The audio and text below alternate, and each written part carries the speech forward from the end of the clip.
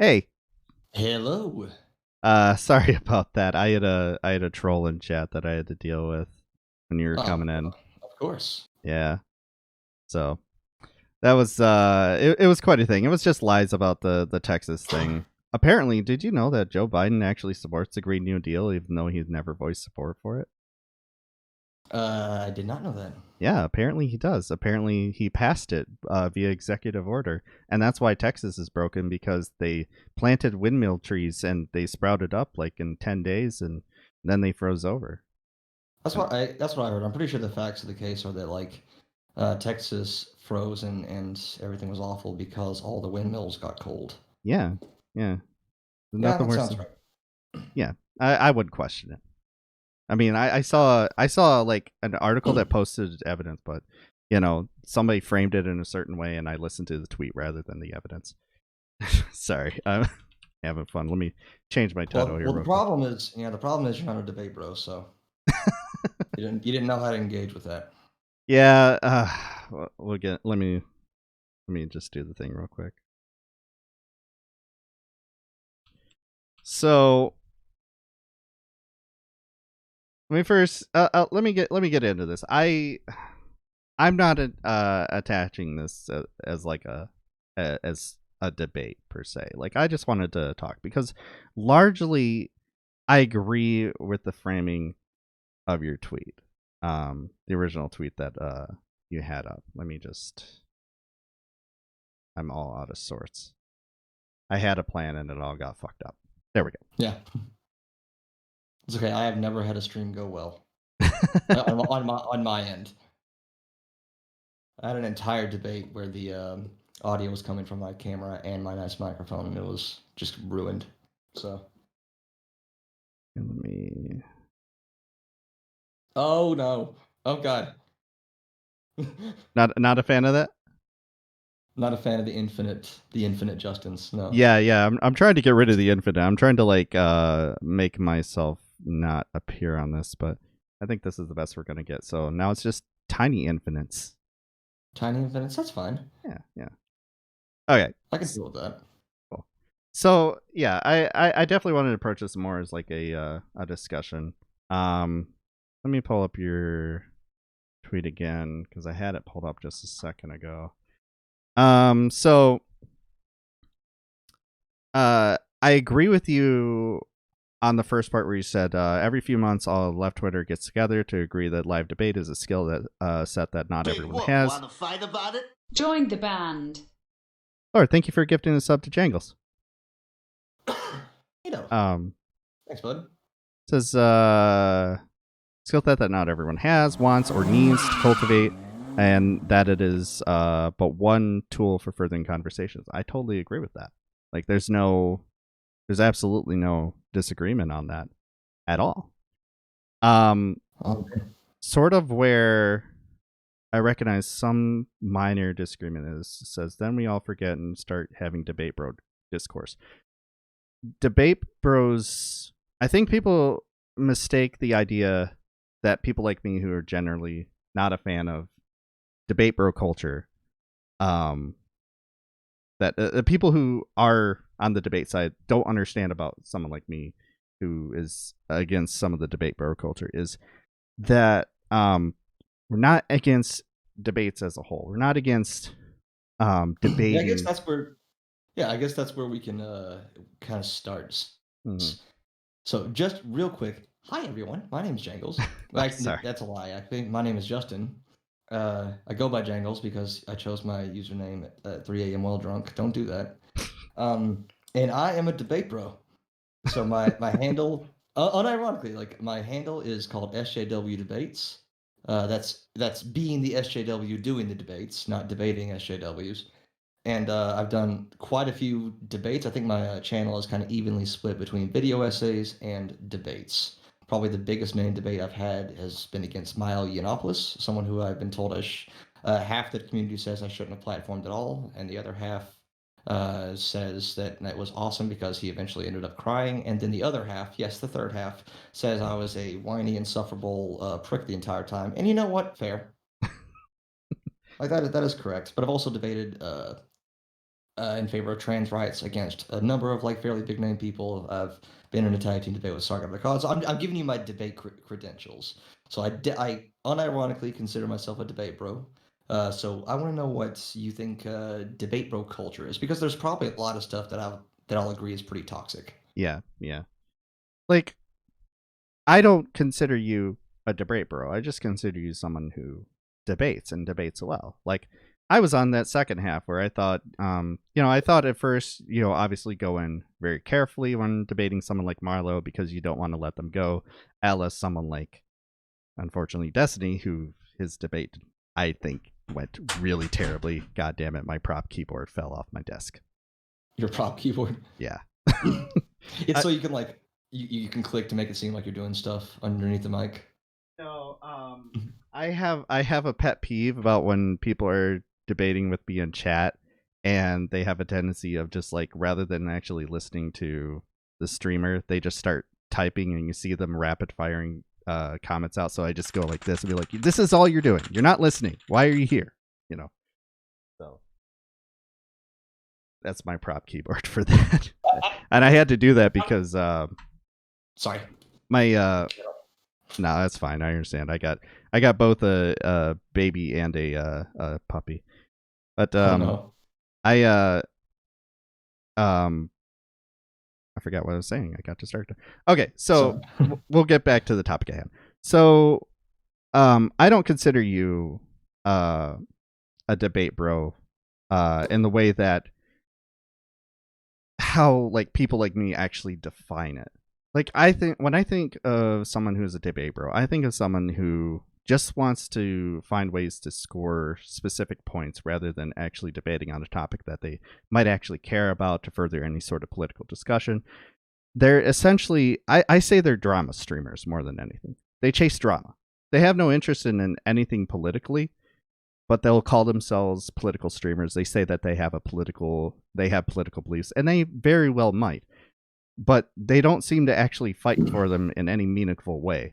What they do instead is they try to find dunks, and a lot of times they're willing to abandon some of their so-called principles in order to get that dunk in, rather than sticking to something substantial. Well, I don't think a lot of those are mutually exclusive. Like, this is what, like, I think I am a debate bro based on any reasonable definition. I have been the guy. I have said, "Hey, you want to debate, bud? What's the meme? Debate That people me. do online? Yeah. Well, yeah, debate me, bud. Or no, it's like, hey, you want to come on stream, bud? Yeah. That's the meme, right? I unironically said that verbatim multiple times.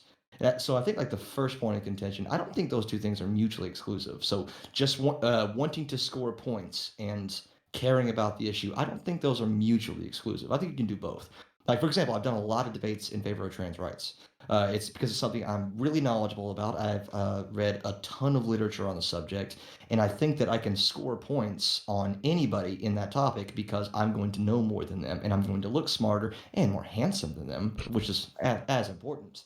And so, but scoring points is a way of furthering that. The best debate I've ever had, it was me and Mouthy Infidel against two right wingers on MDD. That debate went so well that we scored so many dunks, and I'm putting dunks in quotation marks, but so many points against the other side that one of them ended up like coming over to our side, and chat was just all in favor of us because we had so much evidence and our rhetoric was consistent, it was kind, and we weren't super condescending.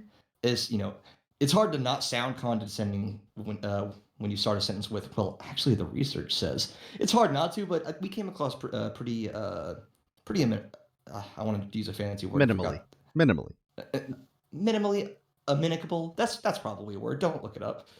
But so I don't think those are mutually exclusive. I think you can score points and even score dunks and still, but in favor of something that you're passionate about. Like one of the reasons I'm so good at debating trans rights is because I am passionate about it. Is because I did do a whole lot of research. You could score better points and better dunks by just being more correct. Mm-hmm. No, and I don't disagree with that. The distinction I'm making is between just caring more about the dunks than the actual topic at hand. I do agree with you. You can definitely do both. Like the main thing that I love to debate people on is on healthcare. I've worked in healthcare for over a decade on the service side, on the provider end. I've worked on in the billing end and the reception and all that. Like all the clerical stuff. Like I tend to be more knowledgeable than the average person is. Coming off the street, trying to figure things out about healthcare. So I try to use that to have that discussion, and so I will argue in favor of Medicare for all very easily.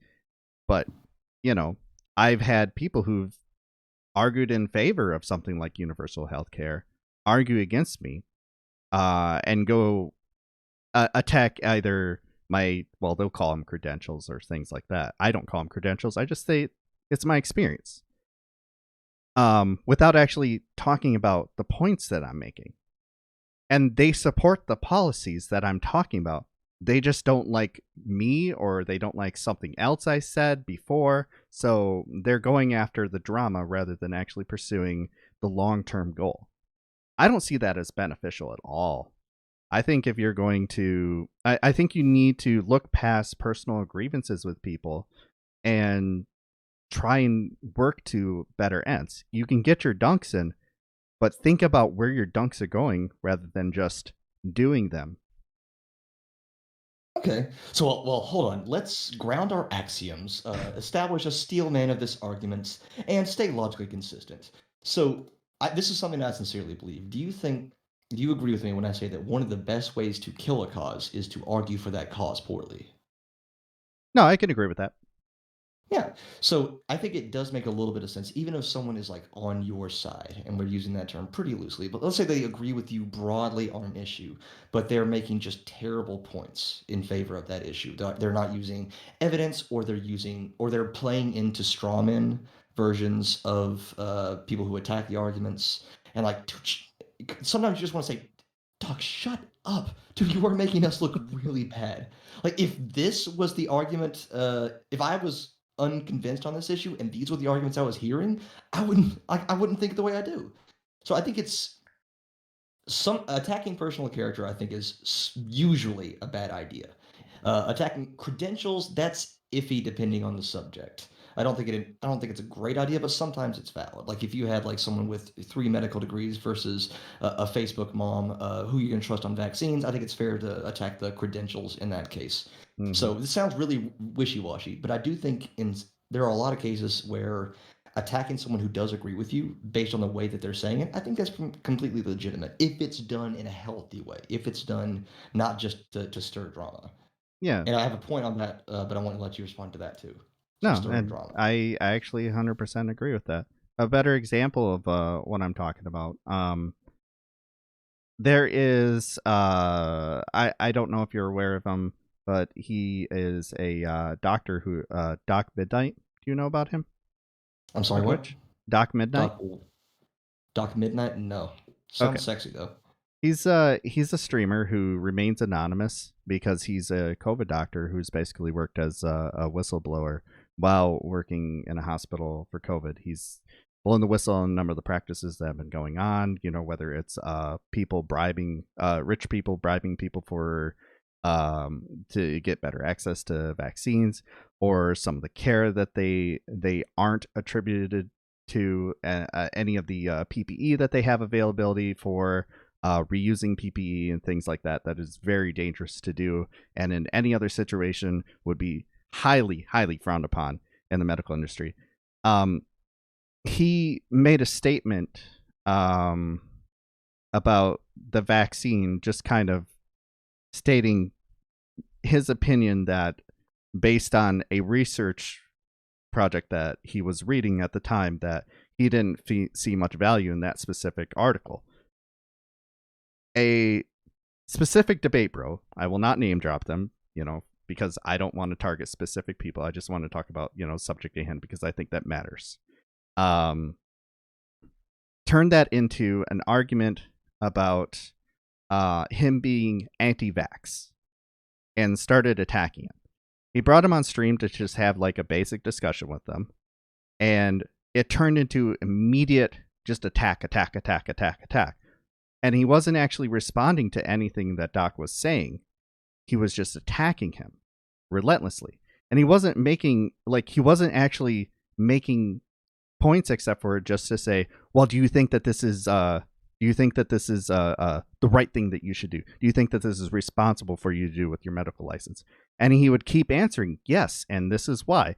These are standards of practice that we have to do. We have to stay updated on everything. We don't just learn everything in medical school and then get out there and know everything. We have to stay up on our information. And if we see something that we don't think is quite right, we need to be careful about how we put it into practice. We don't just take it at blind faith. And he kept hitting him with that, over and over again. Well, I don't think that this is responsible for you to do. I think this is bad for your medical license, and I think you should really think about whether or not you actually want to be a doctor. Blah blah blah. Like it was an absolute nightmare. And this is a problem. I agree. That is the way I describe this problem is you're essentializing someone based on the worst interpretation of what they were saying, or even like not even what they were saying, but the effects of what they were saying. So I have questions about this vaccine, which is, vaccines are hard to make. Like, yeah, you can make a vaccine really poorly and you can have questions about a specific vaccine. That doesn't mean if a drug kills people and you say we should look into this drug, that's not the same thing as saying no one should take drugs, obviously. And so this is a problem that a lot of people have. The reason I feel like I'm being wishy-washy sometimes, but what I think this is a real problem everywhere. It is just as bad on the anti-debate bro side as it is to the debate bro side, because you've seen a lot of I know what debate you're bros talking about. Yeah, you get a lot of people essentializing debate bros based on the worst possible interpretation of one of their takes. Yeah. Yeah. The So that's a problem with discourse overall. And debate bros, I can see how it's worse because the debate bro is doing it for content. They do want to keep the drama high, to keep the eyeballs on, to keep the money flowing in.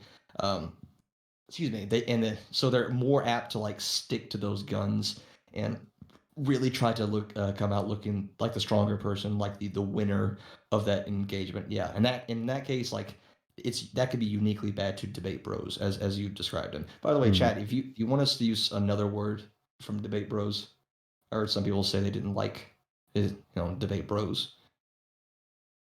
Let me see. Discourse divas. Storm says I don't like any terms with bro in it, so I get that. But I mean, and like that's why I argue for like a specific definition of what debate bro is, and why I still don't consider you one. Like you do that meme, but I've done it too. Like hell, the whole reason that you're here is because I hit you up and said, hey, you want to talk about it on stream? Why not? And I didn't want it to be a debate. I just wanted to talk about this sort of culture from someone who I know could be good faith about it, someone who I know does a good job and actually does care about the subjects that he's talking about, rather than, like I said, just getting the dunks and moving on so that you can get your clips and your clicks. And while I understand that is definitely, and I was trying to explain this to Chad earlier because there was someone who kind of had an issue with that. This is entertainment first. Twitch is entertainment first. We're all trying to do this thing where we live off of this if we can, because it's much easier to do this than what I do. I work in medical billing. Like I don't want to sit there for 10 hours a day doing, working at a desk, printing out hundreds and hundreds of forms and filling them out in the exact same way to very specific insurances to build their charts. I don't want to fucking do that. I want to be at home with my son. Like that'd be much better. But there is a specific culture that has, in my opinion, run rampant, where it's more about the drama. It's more about creating issues with people that you might agree with politically, all because of maybe a minor disagreement in something else, or maybe you pursued a hot take, you refused to admit you're wrong, you doubled down on it, and certain debate bro has made a slight living off of this, having the hot take on Twitter, having it go viral, and then debating it 20 times a week.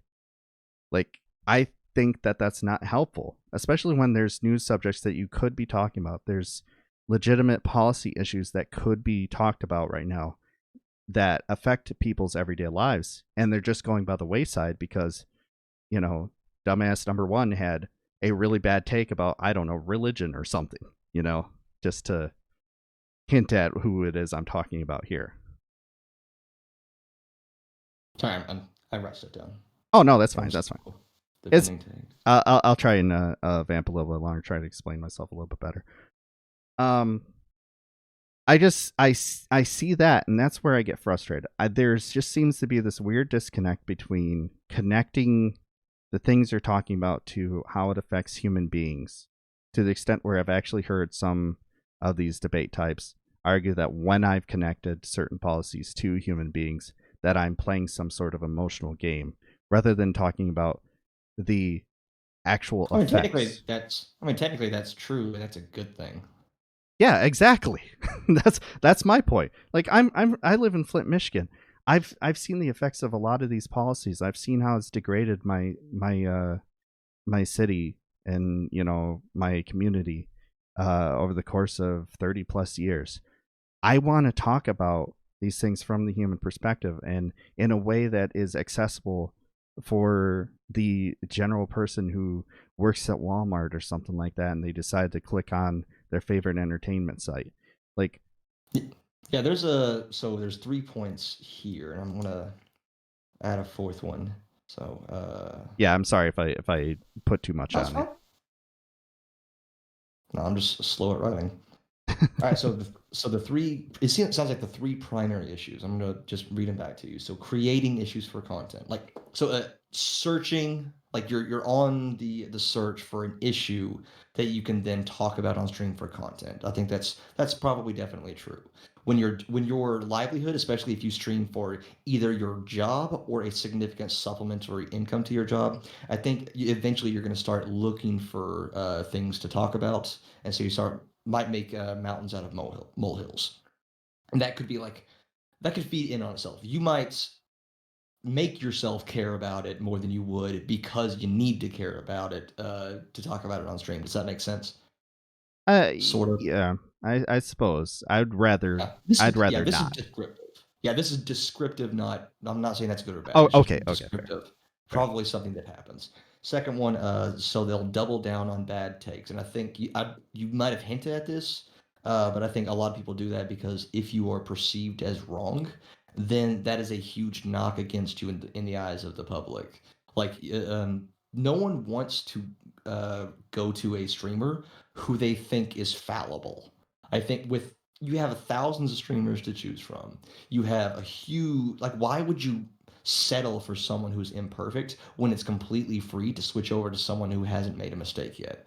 And so I think that's in the back of a lot of people's minds, where if they do realize that they're wrong, they're not going to admit it, or they're going to admit it like quietly to themselves, acknowledge it on stream or publicly because they don't want to hurt their own image. I think that's definitely a thing that happens. I'm pretty sure I've done that before. Like, realize you're wrong, and then like, well, let's hope everyone forgets about that. And the last one, defending takes instead of pivoting to real issues. This one, I don't really care about that one too much. Like, at the end of the day, a lot of this is entertainment. A lot of it, you don't have to always be talking about real issues. Some people do want breaks from politics. I understand how that's incredibly frustrating, that like you look at what's it called? You look at your like followed channels, and like XQC playing some game I've never heard of, 85 billion followers, and then a detailed research stream with the Mary's theory and data somehow has negative viewers. Yeah, that's really, really frustrating. But that's why I think a lot of people want to poke at drama a little bit, because what good is your message? What good is all the research and work you do if no one watches? So there has to be some sort of marriage between making something entertaining enough for people to watch for fun, while also making sure that it's responsible and platforming good ideas, and making good arguments and substantiating them with any evidence you can. There's a marriage that you have to meet there, and it's really hard to get it right, and it's impossible to get it right for everybody. Some people are like, the more you try to be entertaining, the more people will come to you for entertainment, and then now your audience doesn't want to hear about theory nonsense. They want to hear you make jokes about boobies in video games or something. And then you got the other side who's like, why aren't you talking about the important stuff that you used to? Why are you catering to this like drama nonsense? So it's you're never going to win with everybody there, and I think it's very hard to find a good balance to be entertaining enough that people actually listen, and factual enough to be to affect positive change. Because it doesn't matter how good your message is if no one hears it. Yeah. And No, I've been talking for a while. There's one more point, but I've been talking for a while. no. That's quite all right. Yeah, I should have typed some of that down because I did have a take about you were talking about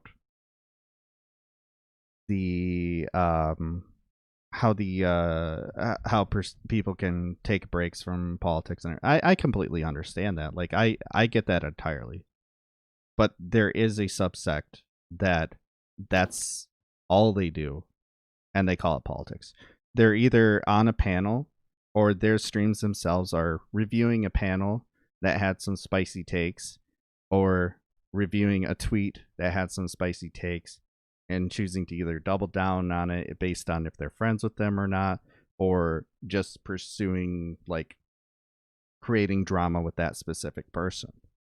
And they call that politics. That's probably the most frustrating thing to me. Like I don't worry too much about like comparing like my numbers or even like I don't know. I'm friends with Turing News. He does really well. Like, and he's incredibly well studied. But I'm not going to compare him to Hassan because their content's different. It doesn't matter. Like he doesn't, you know, he doesn't want Hassan's crowd in there. Obviously, he wants his number, but he doesn't want to do it by doing things like Hassan does. Um, it's not so much about that. It's about creating this cult of personality problem, the infallible thing. That gets frustrating to me because I think that people should be willing to listen to streamers who are willing to admit that they're wrong, and I think streamers need to be willing to admit when they're wrong so that they can move on from these things so they're not constantly hampered with them. I Yeah, it's think something if you're everyone called out, agrees. Yeah, something everyone agrees that we should all do, and that very few people actually follow through with. true, true. No, I totally agree, and it is hard. I got called out once because I said something mistakenly, like I just spoke too much. You, like you're someone who likes to do a lot of research about specific subjects that get you excited, right? Hmm. Like I call them brain boners. You ever get a brain boner about something to where you don't think about the repercussions of what you're saying, so you say something just kind of robotic. I think I've done the first part before, but I was having a discussion with someone who was trans, and they were explaining to me how scientists don't really understand why uh, uh, hormones like estrogen and testosterone have these specific effects on the human body the way that they do to feminize or masculinize the body. And I thought that was really exciting. And I said something that kind of teetered on the edge of trans medicalism. Got called out by another trans streamer privately, talked to them, and immediately apologized because that's just it's not what I meant. There's no point in considering to continuing to pursue such a thing. He's in his room. Sorry, my wife just got home. it's fine.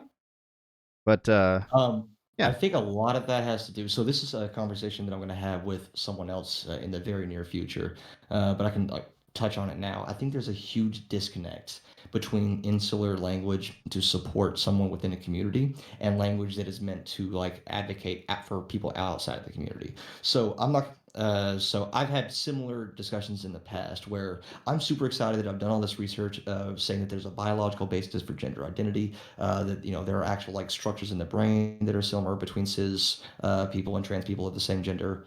All that stuff is really cool. And then sometimes when you get into like a trans server, like no, like that sounds really transmed. That sounds really transmedicalist. That sounds like there has to be proof of you based on some sort of lab test in order for you to actually be trans. There are two those. Neither one of those are wrong. Like Mm. there is this. it all depends on who you're talking to. Within a community, like having these, like, you don't want to have to defend your own existence all the time. I know that sucks. That sucks hardcore.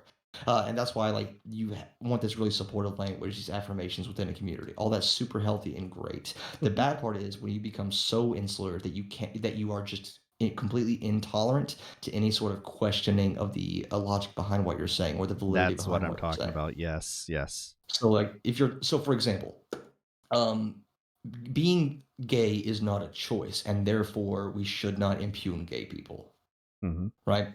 So 100% agree. that, yeah, that's a pretty bad argument within the community. You know why? It doesn't matter. Why would it matter if being gay were a choice? If it were a choice and you could flip a switch, what would change? How would the morality change? You're almost giving the argument that, if we could change someone from being gay, well, then we would have to, like, we ought to change that. But since we can't and we have to live with it, I guess we shouldn't oppress them for something they can't change. So there's of two minds about that. Without that argument, without the it's not a choice to be gay, it's like and therefore we should live with it and give gay people rights. Without that, we have no gay marriage, or at least we put off gay marriage for another 20, 30 years. Mm-hmm. However, like, so, but within the community, why would that matter whatsoever? If you like, that's giving the argument that being gay is bad, and if we could change it, we should. So No, there's I the agree two with that. minds Yeah. there. Yeah, that's actually that's a really great perspective to give. Yeah.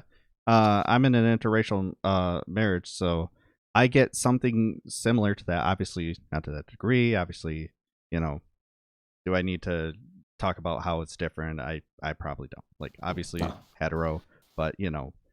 like it's not a competition. Yeah, exactly. There is a lot of stuff that I had to deal with since we got together. Like, we're going on 10 years of marriage, 14 years together, and I've heard so many so many assumptions about a relationship. My favorite question is, so how long have you been into black women? And it's like, Oh no. what? you know because, like, there is this whole assumption that the fetishization is there, and from the outside people see that, but there is an extent of fetishization within the community that does exist, like, Mhm. in very specific terms. But it, it it's it's very much easier for me to talk to people who aren't in such a relationship, using terms that would generally make it uncomfortable for me if I was um talking to someone who was within that community and did believe with me that this wasn't a fetish, that I wasn't pursuing black women specifically. um like, Do you there know is the value Onion? to that. Hmm? Do you know the Onion cartoon? I think it's the Onion. It's whoever who did the sickos. Haha, yes. Is that Oh, from the yeah. Onion? I don't All know right. what that's from, but I love it. Okay. Someone in the chat corrected me. I think that's a cartoonist for the Onion. But they had a comic where this store clerk at a porn shop was selling a interracial, like, black porn to a white guy, and they were both smiling like racism is over. Racism is over because I'm masturbating to black women. Aren't we so great? It's Oh, incredible. I've seen Within a that one com- recently too. yeah, Yeah. within a community, uh, like, holy shit! Are you saying I should be thankful that I'm being fetishized? Are you saying that I should be thankful that some dude's jacking off to me, and you're going to compare that to civil rights? Outside of the community, though, let's say, for example, like a straight guy realizes that he is just as, like, attracted to trans women as he is to cis women. That might be something that is good. Like, that Yeah. might be part of that individual person's acceptance that actually, yeah, like, genitals don't make a woman. Like, so yeah, it started with porn, but hey, we're not anti-porn here. We're not anti-sex work. It's not delegitimized to say that porn can help you realize some more important truths about yourself. So it all depends on who you're talking to and how you phrase things Oh, and how, 100%. yeah. Yeah, I completely agree with that. Yeah. So yeah. So like I think honestly, and I kind of figured it would go this route, that we basically agree on a lot of the more toxic elements that comes from such communities. Um and Well, I'm not inherently against panels either. Like I don't have a problem with the panels. Like I still participate in panels every now and then, largely for because I don't enjoy doing them a lot, but I do them every now and then because it's nice to dunk on right wingers. I don't yeah, I'm gonna like be honest. I don't really love panels just because really. like you have to do all the research and then you get like an eighth of the speaking time, and usually it turns into like a one-on-one or 1-on-8 debate. I Yeah. don't like dunking on a conservative if it's like 1-on-7. Like that's not fun. I feel like Yeah. my empathy starts to go into overdrive and like, oh, I this prefer isn't one on fair. one definitely more. Oh, yeah, but But still, as they having exist, I'm not inherently against them. oh Whether or not no, I they're like them is a absolutely. different thing. Oh yeah, that's just something personal in mine. Obviously, like panels are popular, so I'm not. They're, if you like them, awesome. If you like being a part of them, that's also awesome. That's just a personal thing on my part. Yeah, hell, I'm cool with So a lot of the people who host them. I have no problem with any of that. You know, I just think that some of the people that specifically frequent them, I you know, I worry they fit into that definition that I gave of like this very specific niche debate bro, and I think there's too many of them that do it. There are some people who I see.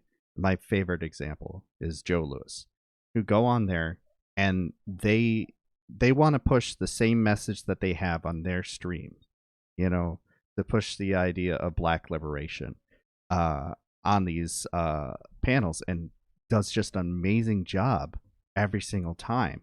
He's consistent, and then he goes back to his stream and he talks about that very thing. I go on, and if I talk about healthcare, or if I talk about labor rights or anything like that, water rights, how the private market doesn't provide for necessities very well, and explain that in detail. If I'm going to do that on a panel, I also do that on my stream.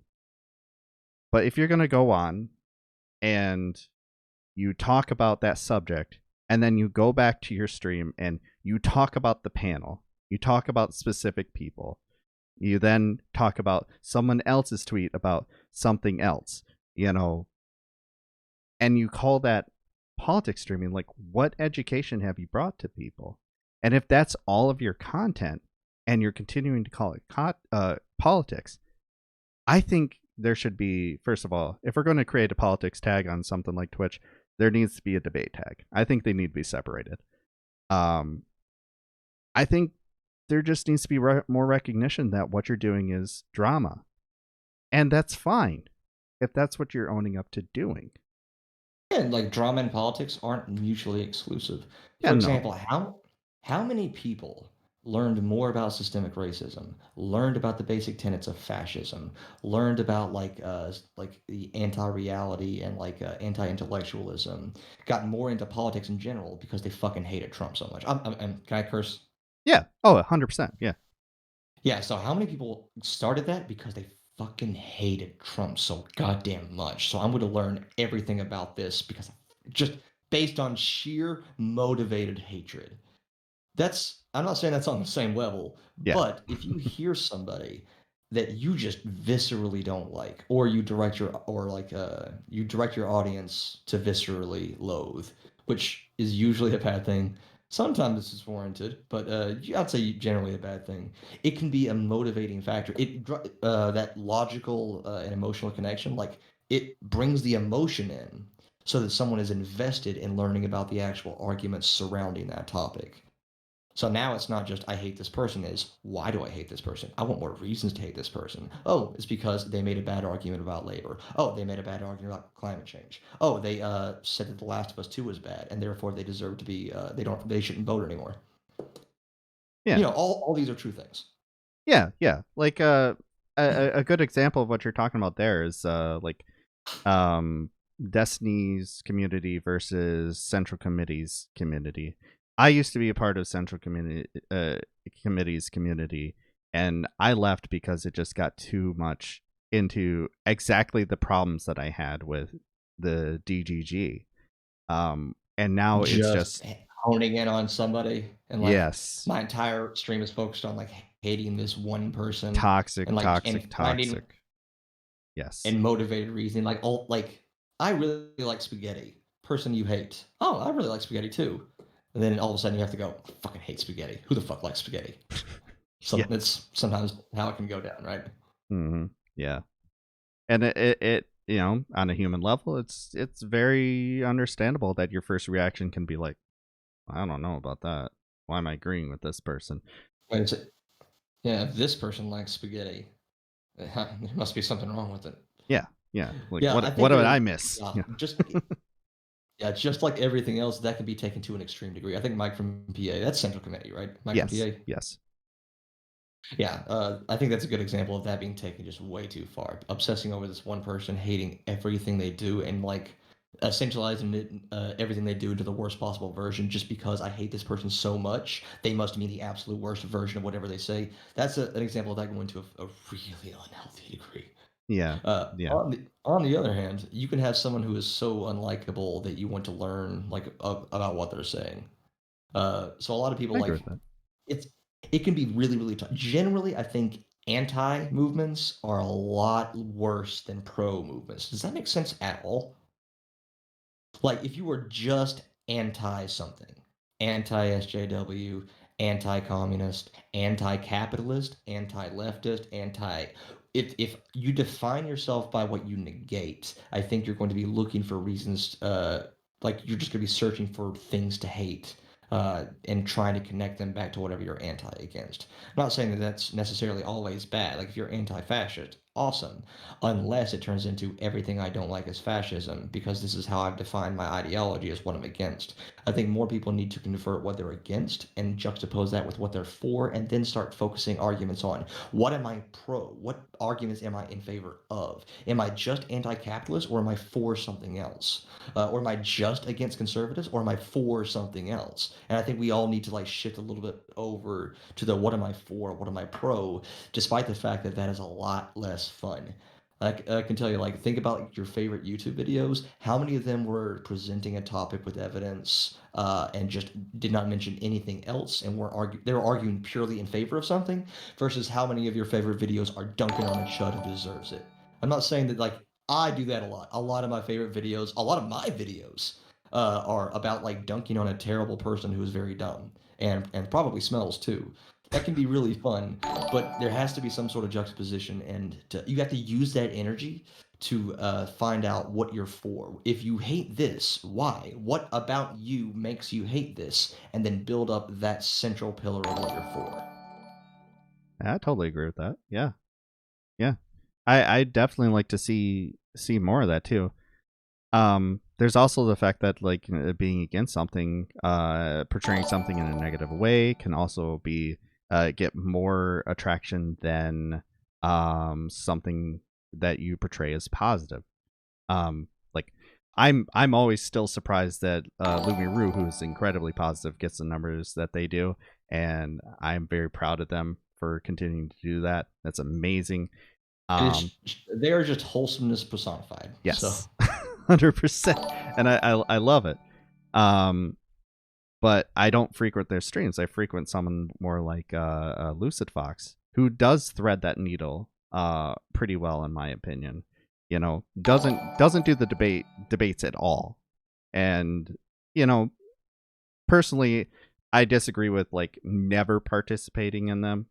Um, but I do think they're I've already voiced my issues oh with yeah. like So really, I think overly a doing really it. Yeah, I think a really good example of kind of what I'm talking about the most is contrasting Ludniru with someone like Riley Grace Rashong, two people who I like them both a lot. Same, Uh, same. yeah, but they're and even though they are arguing a lot of the same points in a lot of the same space, and they overlap quite a bit. There's quite a bit of difference, but they overlap quite a bit.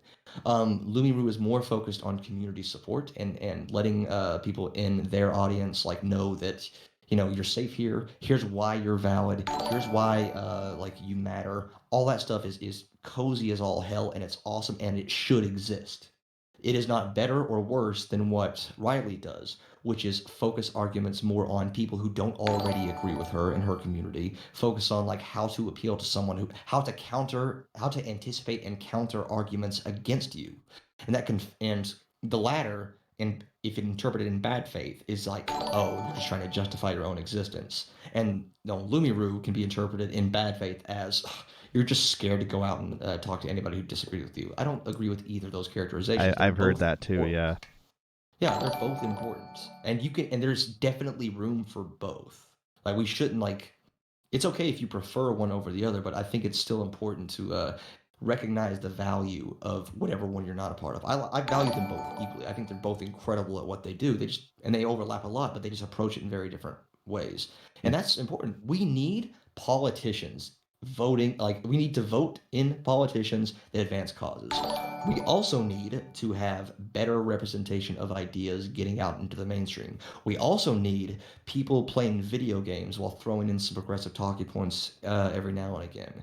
Like there's room for all of that stuff. Like Depending, of course. depending, of course. Yeah. Like we don't need experts on everything. Like one of my favorite examples. So I'm a teacher, and when I was first teaching, I was fucking terrified because I was by no means an expert in like anatomy and physiology, which is what I was teaching. I was barely out of college. I got B's in those classes, and it was like really terrifying. And then I voiced that to a teacher who'd been doing it for a while, and they told me, "Hey, you don't need to be an expert. You just need to know a little bit more than your students." I think that's incredibly useful. All you need to know is a little bit more than someone who might be watching your stream and like explain the basics correctly. You don't need to be an expert. You don't need those credentials. You just need to be solid in the basics and know what you're talking about at that fundamental level. And that is where the video game people, the debate bros who do a wide variety of topics, the comfy people who are going to tell you like the basics of the theory and the science without like getting all muddled down into all that stuff. There are different strokes for different folks. We need all sorts here. Yeah. Yeah. I don't disagree with a word of that. Like, I look at it for like a self-defense sort of view too. You need to know how to defend yourself on top of knowing how to keep yourself out of trouble in the first place. These things both work hand in hand. And I think with someone like Lumi Rue, they teach you how to keep out of those areas, and someone like Riley teaches you where if you're in that situation, because at any point it's unavoidable, how to defend yourself out of it, because getting caught flat-footed isn't good either. And when done, if you only do one or the other, I don't think that's healthy. But a mix of both, like the Lumiru side, where you are developing the self confidence and the self identity and like the confidence within yourself, like you deserve to be here. That'll give you the confidence to withstand and take a lot of like terrible criticisms and terrible arguments. An ego can be a good thing. Like one of my favorite debates ever was against this Nazi who spent the entire latter half of the stream calling me like the F slur and saying I was a fat F slur. It was the funniest, best thing, my favorite experience I've ever had in my entire life because I had that ego. Nothing this dude can touch me. Nothing this dude says will ever touch me. It was awesome. But I can also understand the counterpoint to that is you shouldn't expect someone to justify their own existence on a debate panel that is there to attack them. I can definitely see that a bunch. And yeah, wholeheartedly like give all the support to anybody anybody who is trans who defends trans rights in debate, or anybody who is a woman advocating for like women's rights, and same for indigenous people, same for people of color, same for gay people. Like that's is awesome to do, which is why I think like it's actually good to have allies stepping in some of these cases. So yeah, I'm personally I'm very careful about debating trans issues because I don't want to accidentally say the wrong thing.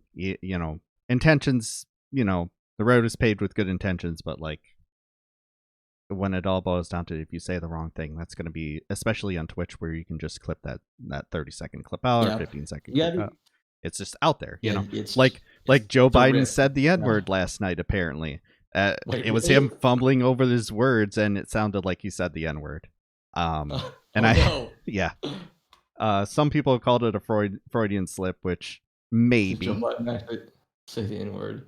yeah, Oh no.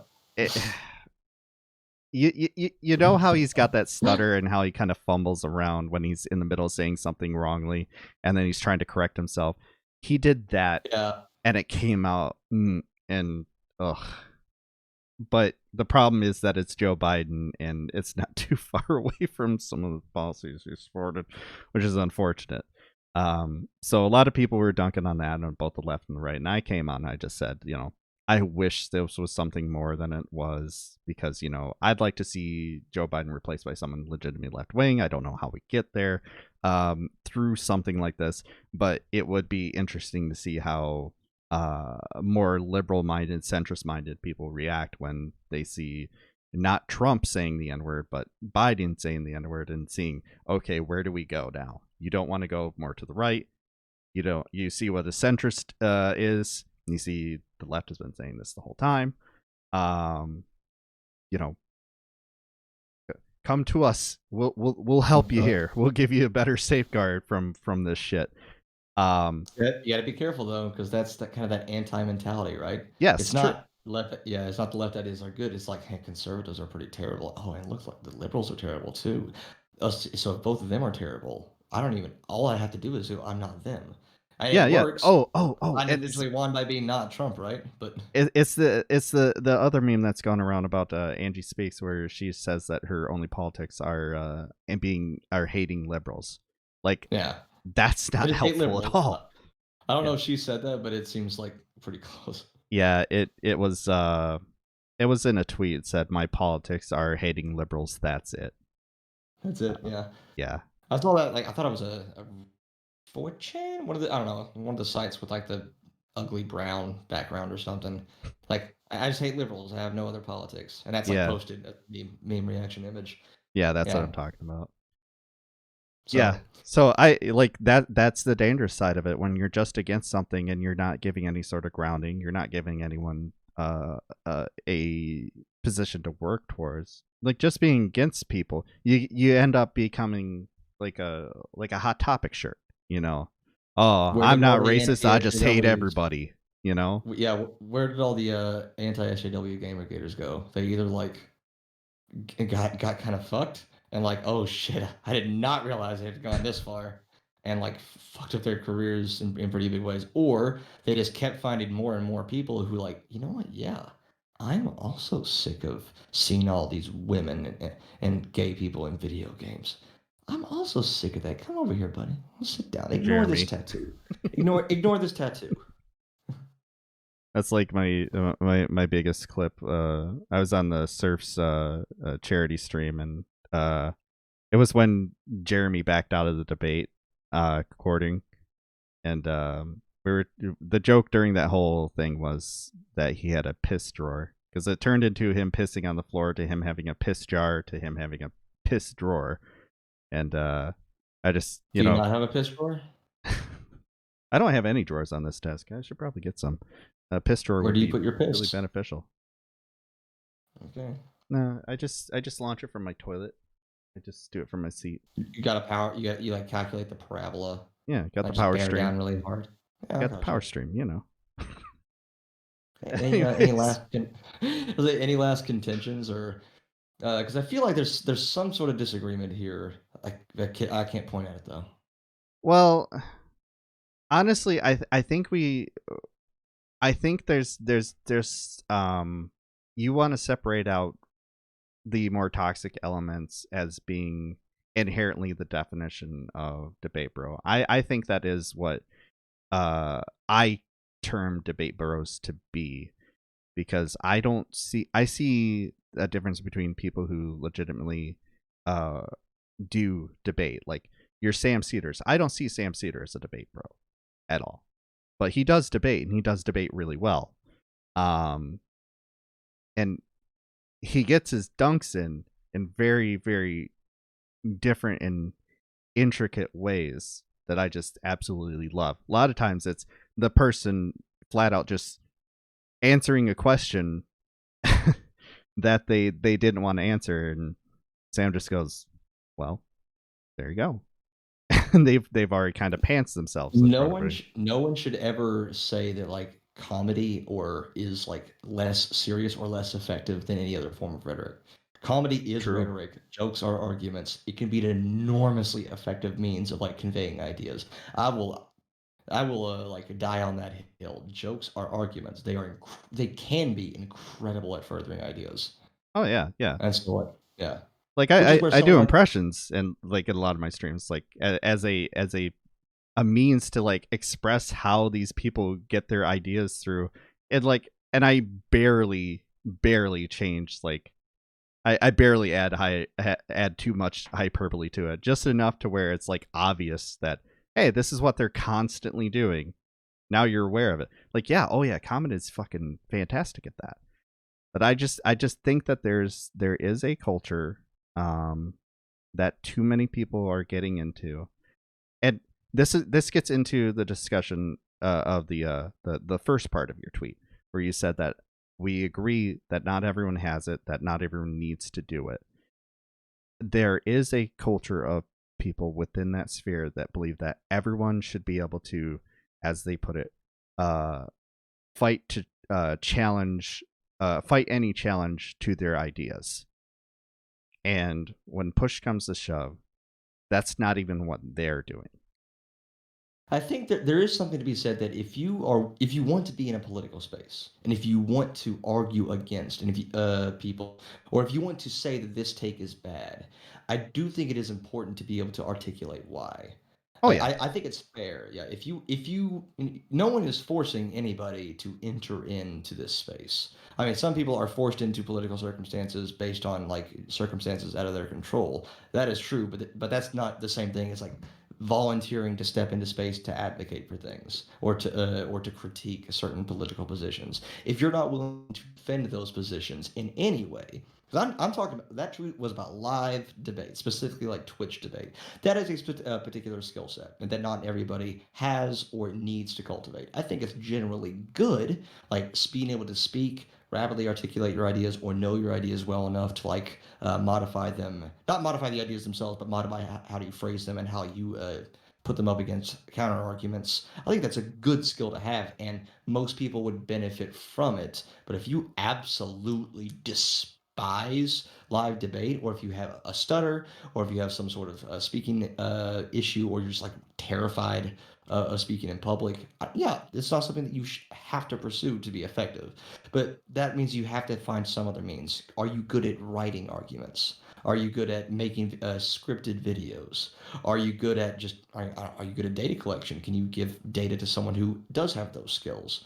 But just saying that, but an outright refusal to like engage whatsoever. If you want to dunk on somebody and then step away and never let them respond, I think that's kind of cowardly. I think that's kind of weaselly. yeah, Uh, yeah. I can see that. Like so there's like I got some debate bros. Sorry, Chadwick.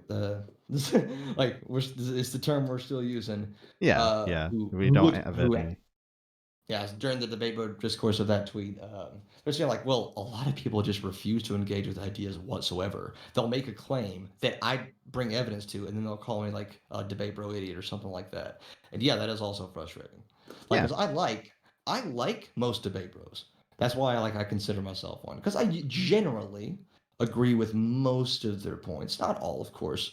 And it's probably just the seesaw. Like I agree with the debate bros a little bit more with the than the anti-debate bros. I know that's super useful to split populations into a binary like that. hmm Yeah, but if I had to like split it, I probably agree with the debate bros more than the anti-debate bros. Probably 60-70% of the time, but I think it all has scale. Like, how much are you doing these bad things? Like creating issues for content. I mean, to make content, you have to find something to talk about. So there's that's the bare minimum. You have to do it. It can easily be overdone. Doubling down on bad takes. Sometimes your takes aren't bad. People are yelling at you and they're not like telling you why you're wrong. They just didn't like the way the take made them feel. Like sometimes, yeah, 8,000 people screaming at you that you're wrong is not proof that you're wrong. I think that's probably the biggest issue the debate bros have. Like they'll Yeah. say this take is bad, or like they'll get 1,000 people quote tweeting them and say like this take is bad, you're a fascist, you're insult, you're X, whatever, but never why the take is bad. Just it's bad. And yeah, you shouldn't listen to those. That's not proof of anything. That is, yeah, that's not listening to criticism. That's not receiving criticism. That's receiving insults. I get that, and Yeah. I've been on the receiving end a lot, and that's why I kind of like personally identify with it. Sometimes your controversial take is just correct, Yep. but Yeah. of course, I had and of that a lot with the Biden discourse too. Like there's a lot of people that well they're never going to admit it. But I got dragged into the Biden discourse and was labeled a Bernie bro, even though I would literally say, you know, hey, when push comes to shove, probably will vote for Biden, especially if you're in a swing state, which I'm in. You know, I said I kind of have no choice, but at the time, my take was essentially we need to try to get as much movement as we can before the end of the primary because we lose a lot of power from the end of it. That turned into, well, you just hate marginalized communities, and you can't say that because you're from Flint that you do not like that. You just might as well vote for Trump. Like it just turned into this whole thing where I was just like, you know, no, we just need to recognize that there are certain things that we need to try to achieve, and that Biden, yes, is not going to be that much different from Trump on a number of issues. And one of the things that I specifically said that a lot of people got pissed about was I said he's not going to be that different on immigration. He's not going to immediately end the kids in cages if he does at all. Here we are. You know, he's giving directions to ICE, and he's opening new facilities to put more kids in cages. Like he hasn't changed all that much.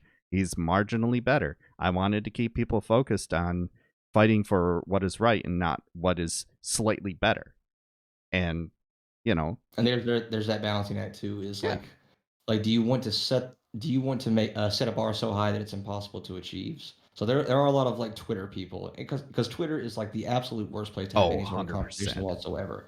One of the biggest problems is like you can't have nuanced conversations. Twitter is made for dunking. That's what it's for. Short messages, not threads. No one reads threads. Like go to any long thread. They're like 95% of them. The top tweet gets a ton of likes, and then it's progressively less and less and less, unless there's like a particularly spicy one. It's there for dunking. It's there for, and it encourages essentializing. It encourages taking the absolute worst faith interpretation of the tweet that you're responding to and like dunking on that tweet. And this is a problem on all sides. Yeah, I'm all sides in it. I am the epic centrist here. Left wing people do it, liberals do it, conservatives do it. No, I It's a completely problem agree. with it's a problem with Twitter itself. And Yeah. some of that bleeds over into debate discourse. There are a lot of people, they are there in a debate not to exchange ideas or to represent points. They are there with that a specific purpose of character assassination. Now, character assassination is not always a terrible thing. I think it's perfectly fine.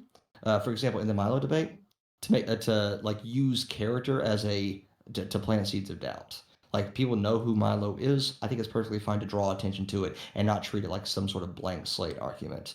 But then that can easily bleed over into, well, that strategy worked with this well-known Nazi, therefore it probably works with this person who I think is a little bit more to the right than me. Therefore, I'm going to essentialize them into whatever works best to discredit their arguments from the get-go. Discrediting arguments by discrediting the character of the person is as effective as it is easy, and that's really unfortunate. If you can make someone look like an asshole or make the audience think that they're probably a fascist or a racist or a leftist, depending on what audience you're trying to convince, then no one's going to take what they say seriously. Are you familiar with like the rhetorical triangle? No.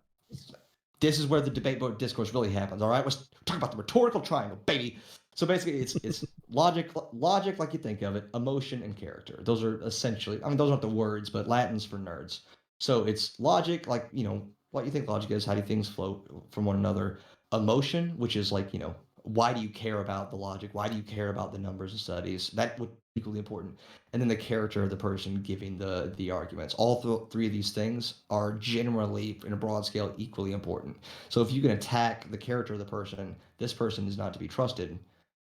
Okay, it doesn't matter what emotional appeals or logical appeals they have because that part of the triangle is gone. And unfortunately, that is It's pretty easy, and it's really effective. So, I mean, if you look at a lot of the comments under my videos, they're calling me soy boy. They're calling me, anti-gay slurs. They're saying I have a squeaky voice, which sometimes I do. I'm thinking I'm about to hit puberty again, and maybe I'll finally hit my growth spurt. So let's hope that happens.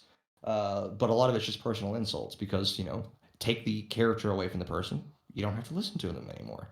That's True, actually true. not like there's an article that came out that said that that's actually what you should do a lot of the time when you're evaluating news sources. Check the validity, check the character, for lack of a better word, the trustworthiness, I should say, of the news source. If the news source isn't trustworthy, you don't have to engage with the arguments. And you know what? In that scenario, I think that's good advice. I think it's perfectly fine to, like, if someone is not trustworthy, you don't have to engage with the arguments. You don't have to waste the time. And so a lot of people will try to default to that to make it like their primary go-to strategy, even when there are legitimate ideas being discussed. So I sound really wishy-washy, and I kind of hate that. That, like, oh, there's a You balance have to, between, though. You yeah. you have to add nuance to such a take, because I think some people just buy into the character assassination thing whole cloth, and they don't do any of the other.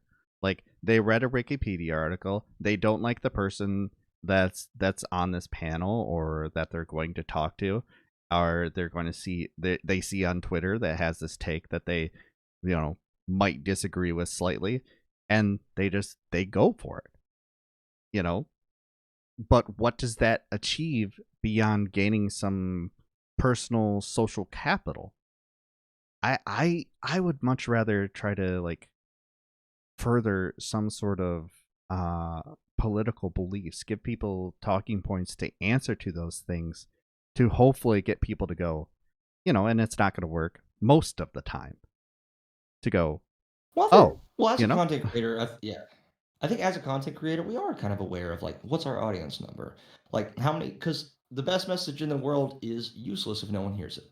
So you do have to kind of think about, well, what can I do to gain some social clout? oh, What of can I course, do of to course. gain followers?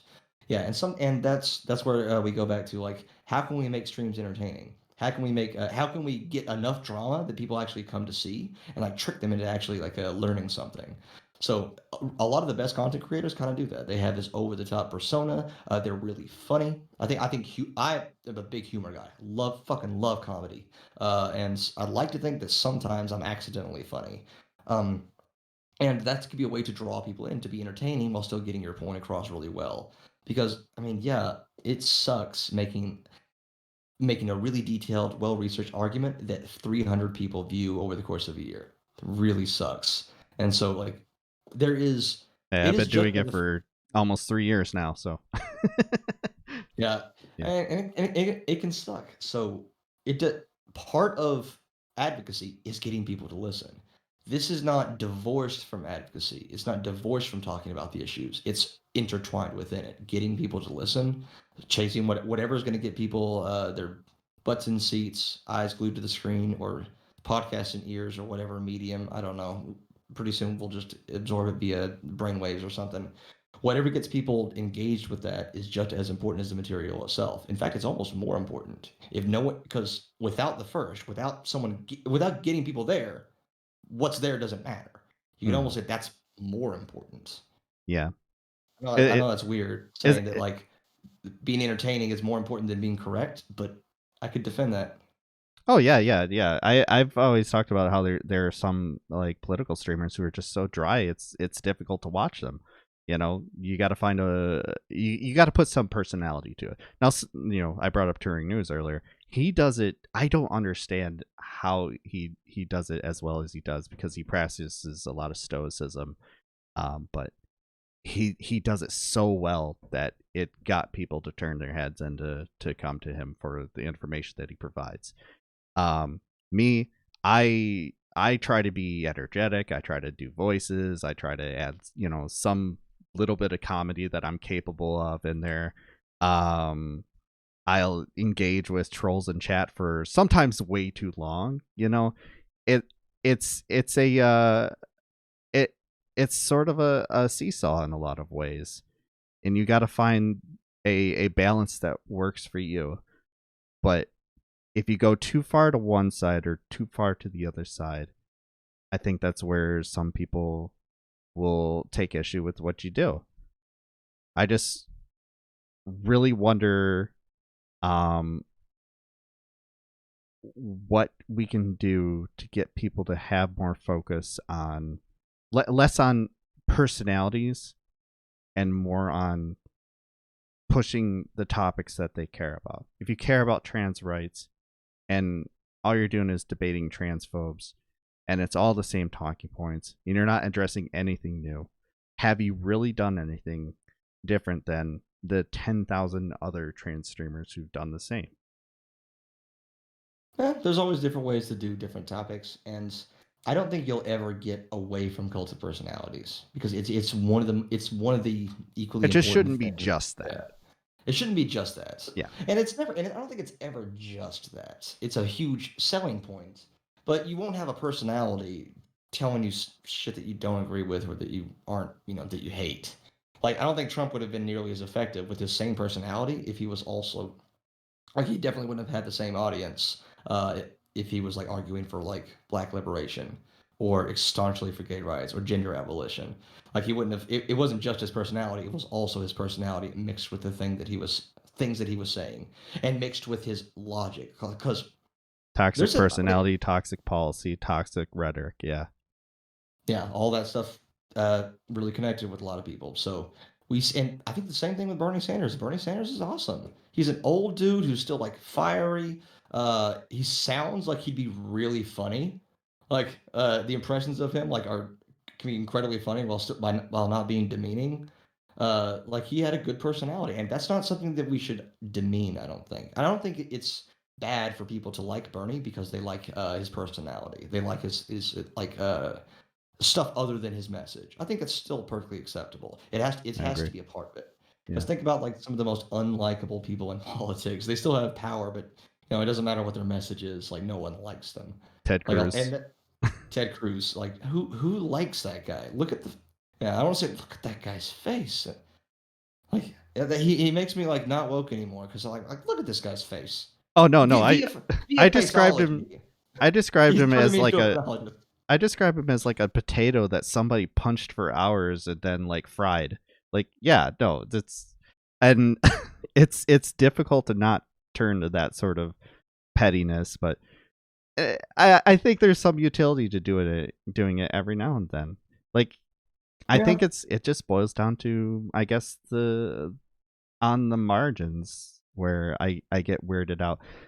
I would definitely like to see just more focus on human impact from people, and if we That's a can good if we can It's a get good, that. strategy for everybody. There are a lot Yeah. of like, I've been guilty of this in the past, like, I'm only focused on numbers, only focused on studies. All that stuff is great for research papers, but 78%, why do you care about that percentage? Like, I'm just saying the words 78%. What does that mean to you? Nothing. Yeah. 78% of what?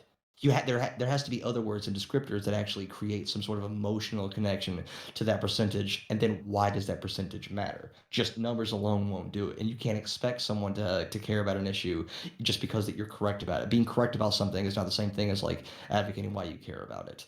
So yeah, Yeah. pulling it back and making those numbers mean something to humans is great. On the other hand, just having the emotion without any sort of like evidence to back it up is just as Equally bad. bad. Like, Yeah. yeah, you don't want feels over reels. I mean, feels are more important than reels in terms of like making someone care about something. But if that's all you have, like no one who doesn't already agree with you is ever going to come to your side. That's a big problem I have with a lot of the left. A lot of the left is really insular. They don't want to talk to people outside of the community because it's like you're platforming bad ideas. Something I hate, and this is what makes me a debate bro in my eyes. I hate the argument that if you debate a Nazi or a transphobe or whatever, it's dangerous because you're platforming that person and you're exposing your audience to them. I don't care. I'm better than them. My arguments are better. My rhetoric is better. Like, how weak and defeatist do you have to be to say that if you let the other team show up, they'll just destroy you? To me, that is just weak defeatist mindset. And my toxic masculinity is kicking in. I think we can win even when the enemy shows up. I think our arguments can be a lot better. I think we have evidence on our side. That's why a lot of us are leftists in the first place. And I think we can engage with rhetoric because we can connect to people a lot better than some like soul-sucking Nazi who doesn't give a shit about people and who accepts unreality. I think we're better than them. We should take the fight there. Not everyone needs to, and hey, I'm not going to say like you're trans. Well, unless you're willing to debate a Nazi about your own existence, you're not allowed to have opinions about that. No, of course that's not what anybody should think. But someone has to. Someone needs to. I'm trying to find a thing right now. I'm trying to remember how to use the advanced search on Twitter, and I'm hoping I don't fuck it up. Oh, here it is. Okay, perfect. That did work out.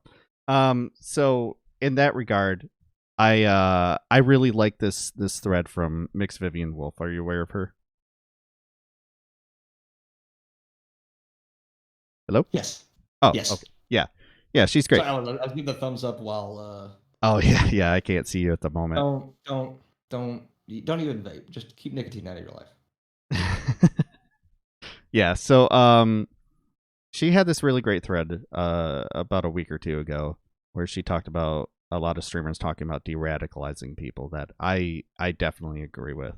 And this is where I think the disagreement becomes when people say, you know, don't platform Nazis.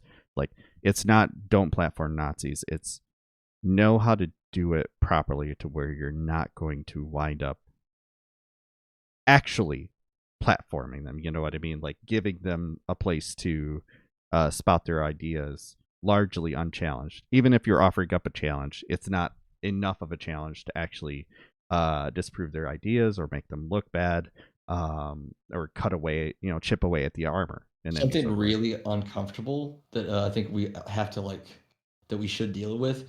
If you're friendly with Nazis, that sounds like the worst thing in the world. But what if you convince a lot of them, hey, this person isn't all that bad?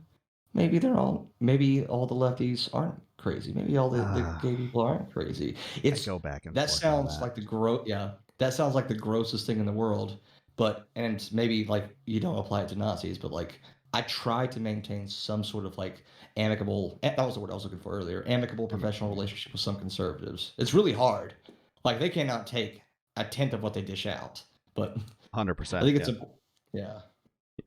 No, I agree on that. Like I think there are some who you could actually have a conversation with and like get them to kind of like see your side of it, and you're willing to give them some front. But I do grow tired of having to frame everything to gain the right wing perspective, because at no point are people on the left allowed to frame everything in a way that the left likes to talk about things. We always have to placate to a right wing audience, which is incredibly frustrating and very limiting. You feel like you can only get the bare minimum of what you're talking about out, rather than the whole idea. But also, like that's a hard, like no one is going to completely shift their ideology in one conversation. Oh, 100%. You're never going to get someone who's firmly entrenched in. Oh man, hold on. All right. Don't vape, people. Anyway, just smoke weed. Exactly. If it's you're legal. never going to get someone who's firmly entrenched in the exact opposite aisle as you to like come over to your side, which is where I don't understand the hatred for liberals from the left. Like, hey, wow, 75% of issues we agree on. Fuck them. It's how do I put this? The problem from liberals came from liberals kind of losing their minds when Trump got elected and blaming people on the left. Like it always comes from a place of, well, bad thing happened, blame the left. You know, Al Gore got elected, blame the Green Party voters. It's like, Al Gore lost the election. Blame the Green Party voters. Don't blame the Supreme Court that stopped the counting of the votes that would have shown that he actually won in Florida. Don't blame the party that tried to split the difference and not actually gave anybody anything legitimate to vote different towards. I think anybody who says that this candidate lost because of this one reason shouldn't be taken seriously. 100%. But people believe that. Like I've gotten in arguments with my dad about how Bernie Bros didn't cost Hillary Clinton the election. I've shown in the numbers, and he just gets frustrated. And now every chance he gets, he tells me that Bernie Sanders is a fraud. And I always just have to look at him and just roll my eyes because I can't convince him. This is the idea that his teaching led me towards. He's a pro-union, old shop guy who he worked for almost 40 years in the GM plant. Like, how can you teach me to be so pro-labor and then immediately reject the most labor-friendly candidate we've had? Like, that's what a lot of liberals do. I'll be careful with that. Like, I mean, we as leftists, we believe in systems. Like, absolutely. People are influenced by their environment. People grow up thinking certain things. They become entrenched as the norm. And when I say system, I'm not just talking like economic. I'm talking like interactions between actors. Like, systems can be very broad, or you can narrow them down. Like, so I think it's really dangerous and just flat out incorrect to, if someone believes something, just to attribute that just because they don't care about an X, or just because they're not willing to accept truth or something like that. I think it's pretty. I think that theory is called like naive realism. Naive realism is like the only reason someone could possibly think differently than me is because they don't have all the facts, and that could be that could be a bad road to go down, because then you're taking the humanity out of that person. It's like, if I just tell them enough statistics, they'll come over to my side, instead of like having that like mutual, like, let me you as a person and see why you think the way you do, and why you haven't been convinced of rhetoric from lefties or whatever in the past. So I think, definitely don't throw someone under the bus. If someone's been pro-union for 40 years, I mean, they're pro-union. That's it. If they don't like Bernie Sanders, it's not. You can't reduce it down to just like, some irrational hatred. They might have good reasons for it. They might not be good reasons, and you might not agree with them. But I think it's important to like connect with them on that humanity level, because that's what we're good at as leftists: humanizing people, understanding why they think the way they do. Not writing someone off as wholly essentially bad, like deep down bad, irrefutably bad. I think we can be better at that a lot, because sometimes we forget that when we're talking about liberals or conservatives. Like, the reason they don't think like us is just because they're probably stupid, or they probably just smell bad. They probably fucked their cousin in their trailer. Like, oh cool, like let's shit on material conditions, or let's ignore that systems make people think the way they do. I've definitely tried, like, I agree with that. I think there's a way to like and I don't know how effective it is yet, but I'm trying to train myself to not say that certain people are stupid unless it's people in power. If it's someone in my chat, I'll say they're being stupid. I say that idea is stupid. Like, what you're thinking is something that has no validity, that has no intelligence behind it, and to do better. I give them the chance to come back, and I think there does need to be more recognition of that. But there is definitely a lot of people whose dunks involve just saying this person sucks. They're never going to be good. They're never going to get out of this. Like, we need liberals on our side, but we need liberals to listen too. We need them to stop treating us like we're lepers and that we're trying to destroy their community. We're honestly trying. Like, I even try to point out that everything we do is going to help conservatives too. They're not going to be subject away from this. I don't want to kill all landlords. I want them to not be landlords anymore. I don't want to kill all Nazis. I want them to not be Nazis anymore. And I think there's value to that, and more people need to recognize that.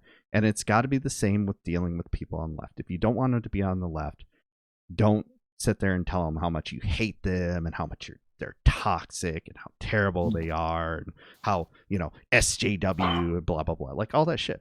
None of that is beneficial. something that I've tried to do, and because my ego is enormous, because I'm always right about everything, I think it would be good if everyone did this a little bit. Try to avoid, especially on Twitter, even though Twitter is for dunking, never just quote tweet something or reply saying this is really stupid or you're a fucking idiot or something to that effect. Never do that. Instead, point I out think just I've done that a one. lot. Uh, it's because I mean It's it's easy. easy to do, right? It's It's really easy. easy. It's a form of like stress relief, like and like because it takes like effort to like formulate like why this person's wrong, articulate it well, and like you never want to post something without evidence. That takes a little bit.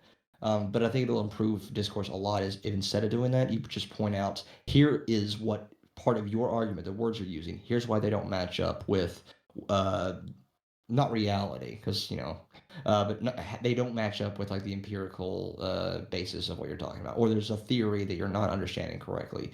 It's a lot harder and a lot less fun, but it's also going to avoid because if someone calls you an idiot, let's say that someone calls you they start off their conversation either in voice or over Twitter just by calling you a fucking idiot, like you're a goddamn moron, this take is just hot garbage.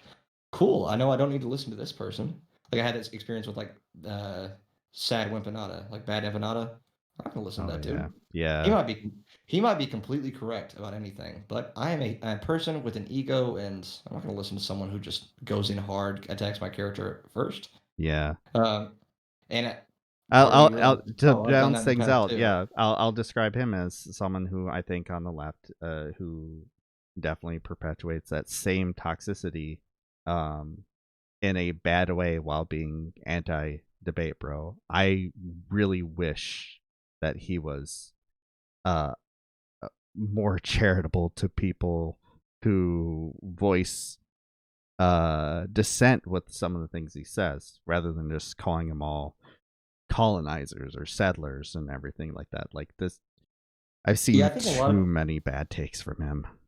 I think a lot of content creators can make really good videos where they can flesh things out and they're not heated. But on Twitter, just the Twitter economy, essentialize things into dunks. That's Yeah, because that's where you're gonna like build a name for yourself. That's what gets the retweets. That's what gets the likes. You don't have time for nuanced conversations on Twitter because it is horrible. I think all of us have gotten into threads where we're going back and forth with someone over like 30 messages over the course of like 9 hours, and you got other shit to do, and it's just eating away in the back of your mind because nothing's being resolved. It's yeah, like that's poison. Of course you don't want to do that. It becomes way easier to just like essentialize the thing to the worst possible interpretation, dunk on that, mute the thread, and move on. yeah, And some that in some ways can be good for your mental health, but it's not going to make discourse any better. It's not going to change anyone's opinion. It might get a few people in your choir to sing a little bit louder, but no one who isn't already there is going to come over. So, it's tough. Like discourse is hard, debate it is is. hard, It is. but it's important. And I think we should all like, Try as to do best we're better. able, try to do better, Yeah, expend the energy, have the conversations, and not the biggest thing I think that I want to impart from this is like don't try not to essentialize people based on the four sentences you saw them say on Twitter, hmm, on in either direction, whether you're a debate bro sympathizer or a anti-debate bro woke scold. Uh, like don't use the words that I just said, right? yeah, Do as I say, not as I do. yeah. I even try to avoid just saying flat out debate, bro, because I don't see much utility. Because we also can't agree on the definition of it. Like even prior to, we couldn't. 90% of debates are like either working off of different definitions and getting mad that the other person isn't doing it, or like talking about grounding your definitions. Yeah, Uh, or it's it gets important into in any weird. debate. What? Oh, it really drives me nuts when they get into like weird philosophical grounds. Like I'm not a big philosophy guy, um, but like when they start asking like questions like, well, how do you know that this reality is the reality that you can actually prove? To get into the weed speak sort of things. That's the coleslaw. Yeah, that just because, like I said, my Hold on, biggest focus is to gotta make this gotta, friendlier ex- for people gotta who. explain that coleslaw reference. Like I like I having a little bit of like how do you know what you know what you know is good and healthy. And like usually the person who does the best in a debate or is looks like they know what they're talking about more is how many levels deep can they ground what they're talking about with reason and or evidence. Mhm. But if you can keep doing it forever, you can get anybody, the smartest person in the world, eventually to the point where like, well, how do you know? You know that you know that what you know. Like, and then at that point, it's actually okay to to give them a wedgie and shove them in a locker. Thank you for that. Yeah. No, that's happened far too often. And like I said, my biggest focus is to make these sort of spaces more uh uh we'll say safe or more accepting for people who don't have like college degrees. Like I don't have any college degrees. I'm going to be going to school for the third time to try and become a nurse um this coming up fall. Like I don't have a philosophy degree. Everything that I've learned about politics, I've learned on my own. I've learned through a lot of research, and I think I have a pretty good grounding in a lot of stuff based on the fact that I've been able to predict a lot of the things that happened. I'm able to look at things further than just surface level. There seems to be um, this idea that you need to be saying things 30 levels deep in order to have a good debate. And that just makes it very unfriendly for working class people who didn't go to college or can't go to college or went to college for something that isn't philosophy, isn't sociology.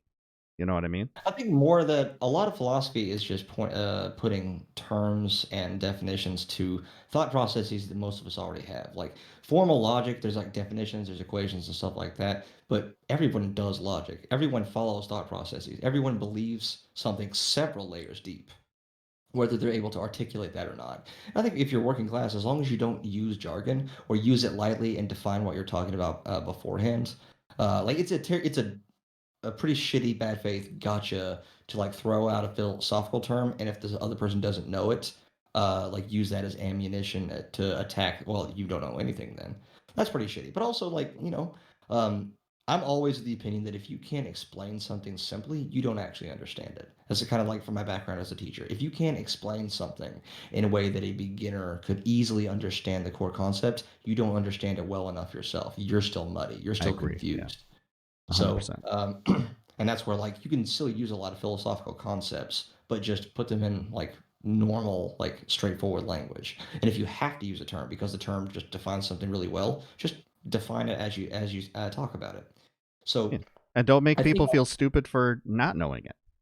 yeah, and debate and arguing and like grounding your axioms as mimi as that is, that's something a lot of people like to do anyway. People who don't have formal degrees in philosophy still like thinking that their opinions are good because they're backed by data, because they make logical sense, because they make the most sense, and the arguments against you just don't make a lot of sense. A lot of people think like that. So even in a debate, like if a working class person is going to watch a debate to finally convince them that actually unions are in your best interest, if you represent unions well and ground your axioms, for lack of a better meme phrase, like they're gonna follow if you as long as you're like, if being straightforward, if as long as your arguments flow from one another, as long as you anticipate counter arguments to what you're saying, like it's good to be able to ground yourself, like especially on something you care about, pretty several layers deep. And then if eventually you'll get to that bottom, like, and this is like fundamentally, this is where all this comes from. I want people to be happy, or I want to minimize human suffering, something to that effect. You don't really Agreed. need to go deeper than that. Yeah. Yeah, I totally agree with that. More people need to start from that fundamental, and if they want to work any more into that, they should. But you know, you gotta you gotta start from the easier position first, the easier one to sell to. You know, Jeff and Leroy down the street. You need to find ways to make it comfortable for people to jump in without having to go, oh well, I need to buy this But, textbook in order to understand it. yeah, And and without talking, especially you don't definitely don't say want to talk down to them. So things like, I don't think that labor knows what's best for them. That's a thing that I think there's definitely a problem among certain debate cohorts that don't understand labor at all, and I really wish there was more of recognition that they don't, Yeah. and would listen to people that know something about labor level things. I've had some of these types say things like, um, "Poor people don't strike," and I was just, Oh, is there more to that? no, that's it. Poor people don't strike because they can't afford it, and I just was like, how do you think? What? Why do you think strikes? I don't know. And that one Oh will well, always blow my mind. And if I told you who that was, there's it an would I would drive me say there's an crazy. element of there's an element of truth to that. Like if you cannot lose your job, like a lot of people aren't like the risk just doesn't seem worth it. Like you strike to not guarantee that you get better wages or better conditions, just to offer the chance. But the risk is like, well, you'll lose your job, and now none of that matters anyway. So there's some truth. It's not Some of it, universal. yeah, yeah. Yeah. There's also, I think, some legitimacy. Like, so one of my best videos that I did a shit ton of research for was something called system justification theory. Hmm. Sometimes it feels better to justify why you're in a shitty position and to say, actually, that it's fine. Because if you think that we live in a just world and everything is fair, and that means you have the opportunity to rise out of your situation, that's way more comforting to think about than actually the odds are so far stacked against you that they're functionally never going to be any way for you to like rise above your own material conditions you were born into. So believing the former, way more comforting, even if it flies in the face of a lot of data. Like we know income mobility is pretty terrible, but everyone wants to think that like that's bad to believe in because it means that like oh man, maybe successful people did luck into a lot of their situation. Or maybe poor people are like just born in bad circumstances that make it impossible to crawl out of. I don't want to believe that because that doesn't seem very nice. Instead, I want to think that everyone has a fair shot. And if everyone has a fair shot, that means the people who got to the top probably earned it. That's way more comforting to think about. It's also why a lot of people, like a lot of like LGBT people, not not all, but if you, I'm sure a couple of names will come to mind, say no, there's no discrimination against gay people even if they've personally experienced it, because it's just way nicer to think about. If you think that you're not discriminated against, hey, that's a huge load off your shoulders. Like, and convincing other people of that, like, that's going to give you a lot of like, how can how can there be bigotry against gay people? I'm in conservative spaces and they love me and I'm gay. I mean, I say that gay people are whiny babies and that we're threatening families with a lot of our like rainbow stuff and like we're throwing dildos at parades and stuff like that. I mean, but still, all these conservatives really like me and these are the ones who are going to be most likely to be homophobic. You see how that can be like self-comforting. So a Yeah, lot of people yeah. like do advocate against their own best interest because it just because they're best interest is material, but really their best interest is I want to be happy. I want to feel good about like living through life. And so that best interest is being fulfilled by justifying unjust systems.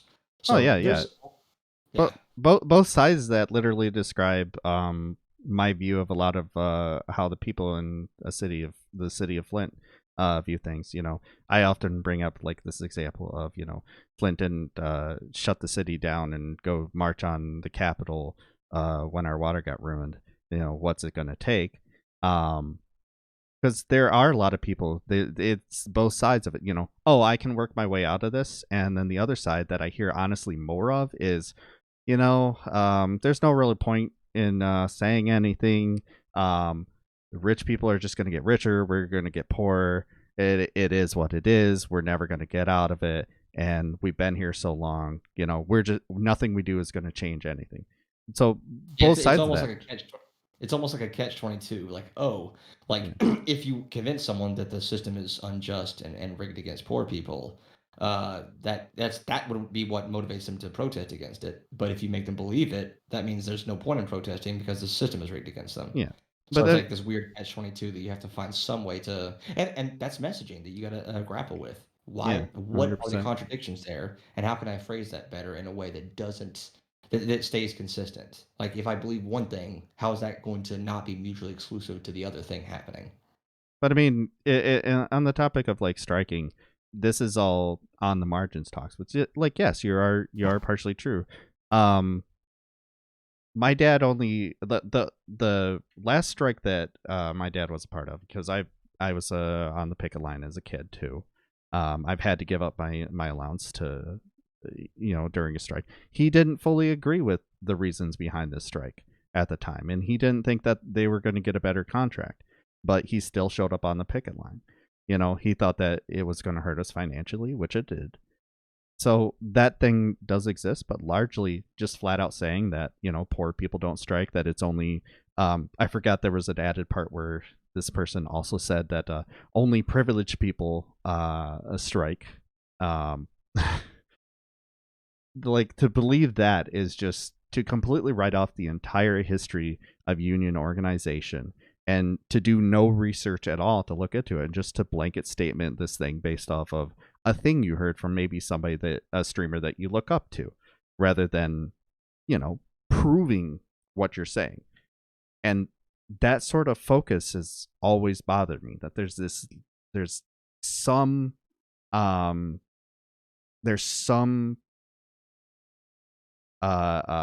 sort of elitism to that, to the philosophical arguments, turning it into, well, what's your objective morality sort of arguments, which, if it's fun for some, fine. That's fine. I get that. I'm not gonna yuck anyone's yum, but it's very difficult to make universal. It's very difficult to make it something that can reach out to somebody who's maybe trying to figure out where they stand and they haven't had that education. Well, there's always ways to do it. Like, you could reach out to someone like, "Why do you believe the way you do?" Because one, you're getting them to talk. Actually, you're making them feel heard. So there's going to be a lot. If you get someone talking about themselves in an open way, they're going to be a lot more likely to trust you because you're going to seem a lot less combative. And you, as an active listener, can like identify the points where you have common ground, and you can adjust the way you're approaching this, like based on that common ground. So you can adjust.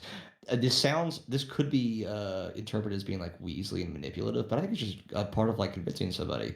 Like, find out what you have in common, find out what they care about, and then try to phrase your argument in a way that they are going to care about and be more likely to agree with. I think that's just good rhetoric. Oh, So, yeah. I mean, like, so rhetoric in itself finding is Weasley and manipulative. Any sort of communication when you're having disagreements is going to have some form of manipulation, because you're trying to convince somebody of the other side, or you're trying to convince somebody who's listening of the other side. So I don't worry too much about that as a distinction. I just wanted to kind of say that for the audience. I think people need to hear that, though, that all of this, yes, is some form of manipulation as a neutral term, as a value neutral term. So, just for everyone else, you can go on. Sorry. I'll say I'm a bit streamed out. I taught for 4 hours online in this exact chair with this exact microphone, this exact camera. So I'm a little tuckered out here. But is there? I thought it was a I think really we're good. fun conversation. I thought there were a lot of like. I wish that a lot of these points were like discussed more broadly in the community, especially like because That's why I wanted to do it. yeah, and I still want everyone to know I still identify as a debate bro, and I like them, but there are criticisms that can be very fairly levied at some of the more toxic elements. I think it would be best for both the debate bros and the anti-debate bros, again, create a binary where there might not need to be one, to just like try to like not essentialize so much based on like single points. So, are there any last questions from you or the chat or comments about hair? Let me see. Chat have anything? I'll give you guys a minute to respond. I think I'm good on questions for myself, and I know you're pretty tired from work. If Yeah, I've been anyone sitting pops for like anything up, 6 hours. That's exhausting. yeah, Just sitting down, not moving. yeah, I've got to I've got to get off soon, and then like clean up my house as much as I can, and we gotta drive in and pick up my mother-in-law. She's flying in to help us with caring for our baby. Obligatory mother-in-law jokes. I mean, yeah, we won't go. I want to, I want to be a writer for the Babylon Bee, so I gotta like practice that kind of humor. Oh yeah, definitely. Like, all you need to do is like watch like The Man Show from like 2007. I got a question and I don't. This is so bad faith. C-Jets, because man, C-Jet. Oh, because I'm in your channel, man. C-Jet's a friend of mine. Oh, okay. She I just was okay, fine. I was gonna say, I was like, because I'm I so get sorry. trolls CJ, like you that. set up a CJ. He tried to set up a joke, and I didn't think of one. So I'm sorry. CJ's That's a fair. friend of mine. I promise. But yeah, that's fine. I think largely everyone kind of just went back and listened, and like I addressed a lot of questions that my chat has came up with when I've talked about this very subject a number of times. So I think that's good, and I do appreciate you coming on. I know I'm teeny tiny guy, but I appreciate the little bit of a boost and the good discussion. And Clout. there were people who thought that this conversation was going to be me being bad faith. I don't know why, but it's those specific debate bros that I was talking about that just are like, oh, this is going to be awful. He's just so anti this and blah blah blah. Like people who haven't had good faith discussion with me ever and just think that bad faith means people who I'm like the disagree. capybara of debate bros. I'm friend shaped. I can have good faith conversations with everybody. I'm I friend mean, shaped. I think you need to.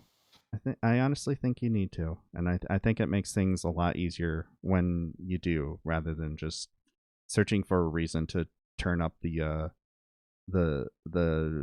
drama volume. Let's see. Lord says, "Thank you, Justin, for your insight. You're definitely one of the better persons on this platform." Oh, thanks, Hey, buddy. yeah, Lord Fortus is good people.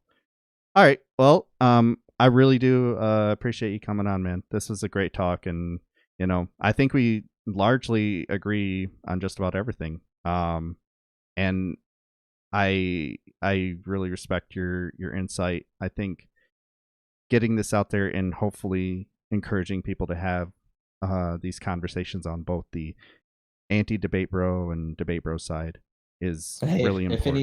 if any of the debate bros want to like have a subsequent conversation with me about A this, debate. you fucking yeah, I'll debate about this. Fucking do it. I dare you. And you know what? I'm gonna be nicer to you. I'm gonna be even more friendly and likable when I talk to you. You son of a bitch. I will crush you with my kindness. Absolutely Oh, destroy you with my happiness, oh, I was loveliness. joking, but like yeah, if like some of the debate bros who feel like called out, I feel like yeah, like I'll talk to you too. Like Yeah. we'll do it. And if you guys can be like Justin is and actually like listen to my complaints without turning it into a reason to just not like me, I'll have that Like conversation too. just don't tweet. Just don't tweet Yeah. about anything. That's sound advice for everyone. Don't tweet Yes, ever. don't tweet. Get off of Twitter. I will be Okay. probably hopping right back on Twitter immediately after this.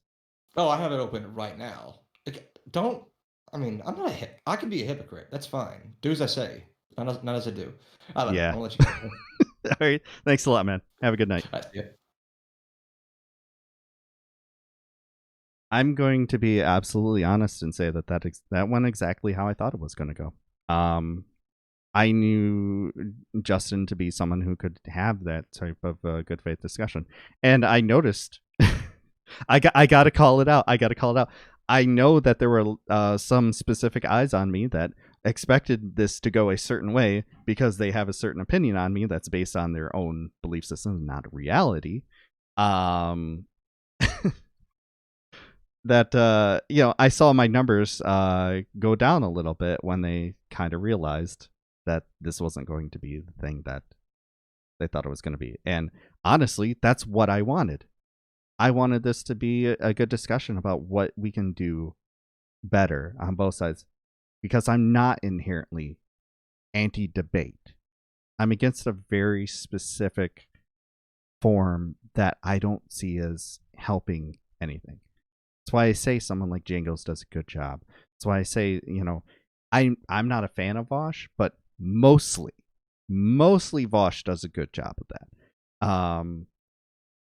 There's just a number of people. By the way, earlier the debate I was trying to think of where Destiny did a really bad job recently was the one with Big Joel.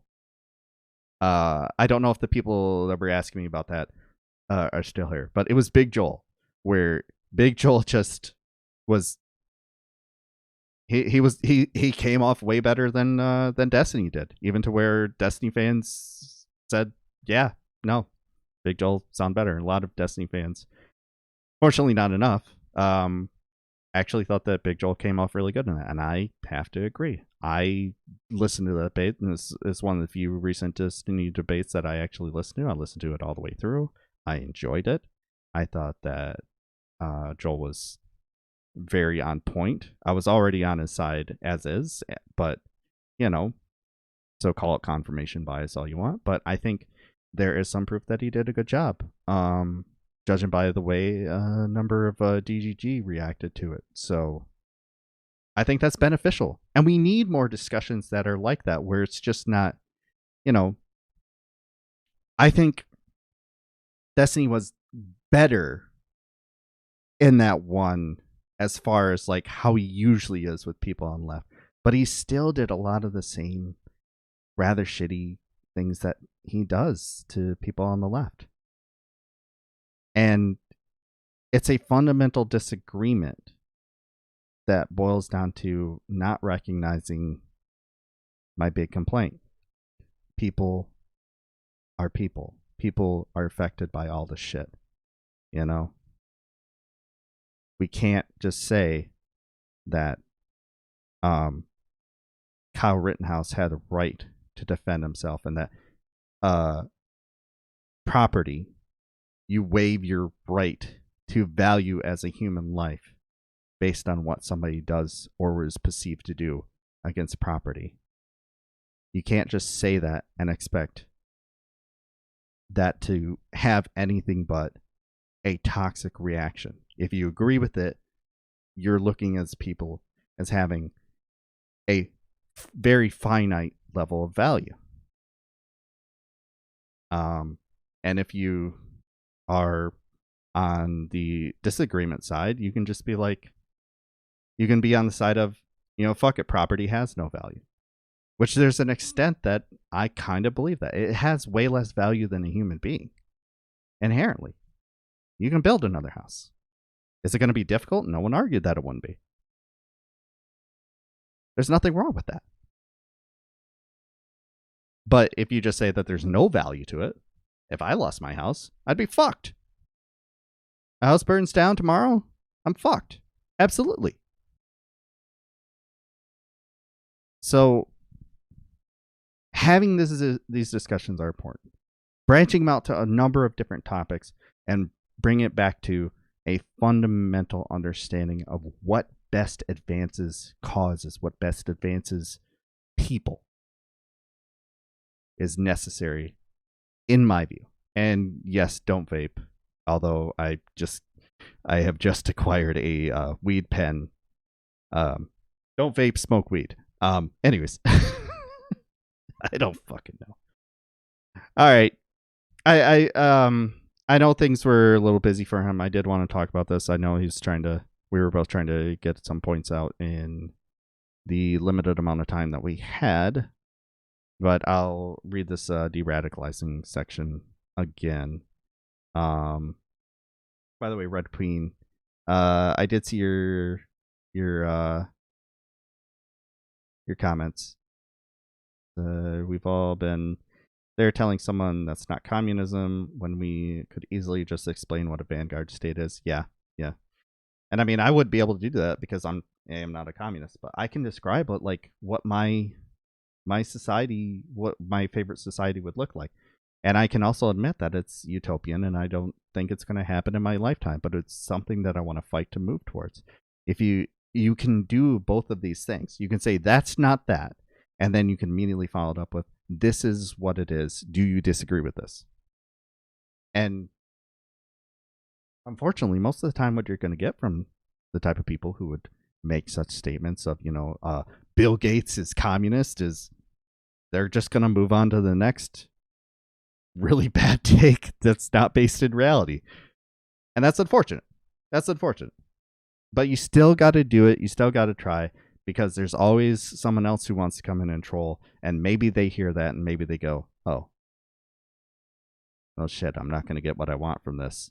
And actually that kind of, that sets something firing in my brain.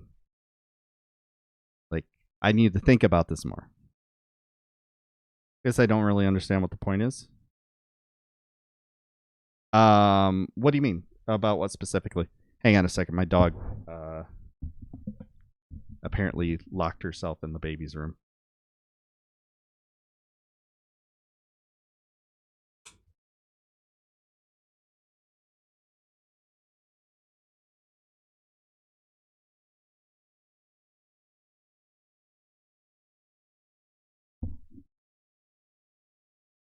My dog is a doofus, but she's sweet. Have you guys seen her with the sweater on? Probably not. Come here, Zoe. Come here. Right here. Oh, oh, okay, okay. I love this. I love her with this sweater. She loves it a lot too. By the way, my floor is cleaner. We cleaned the floor. We douched the entire house. But yeah, there's the sweet pups. Good girl. Good girl. Yeah. Stop locking yourself in the baby's room. Stop that. Okay. All right. So yeah, what do you mean by what point exactly? Odd storms.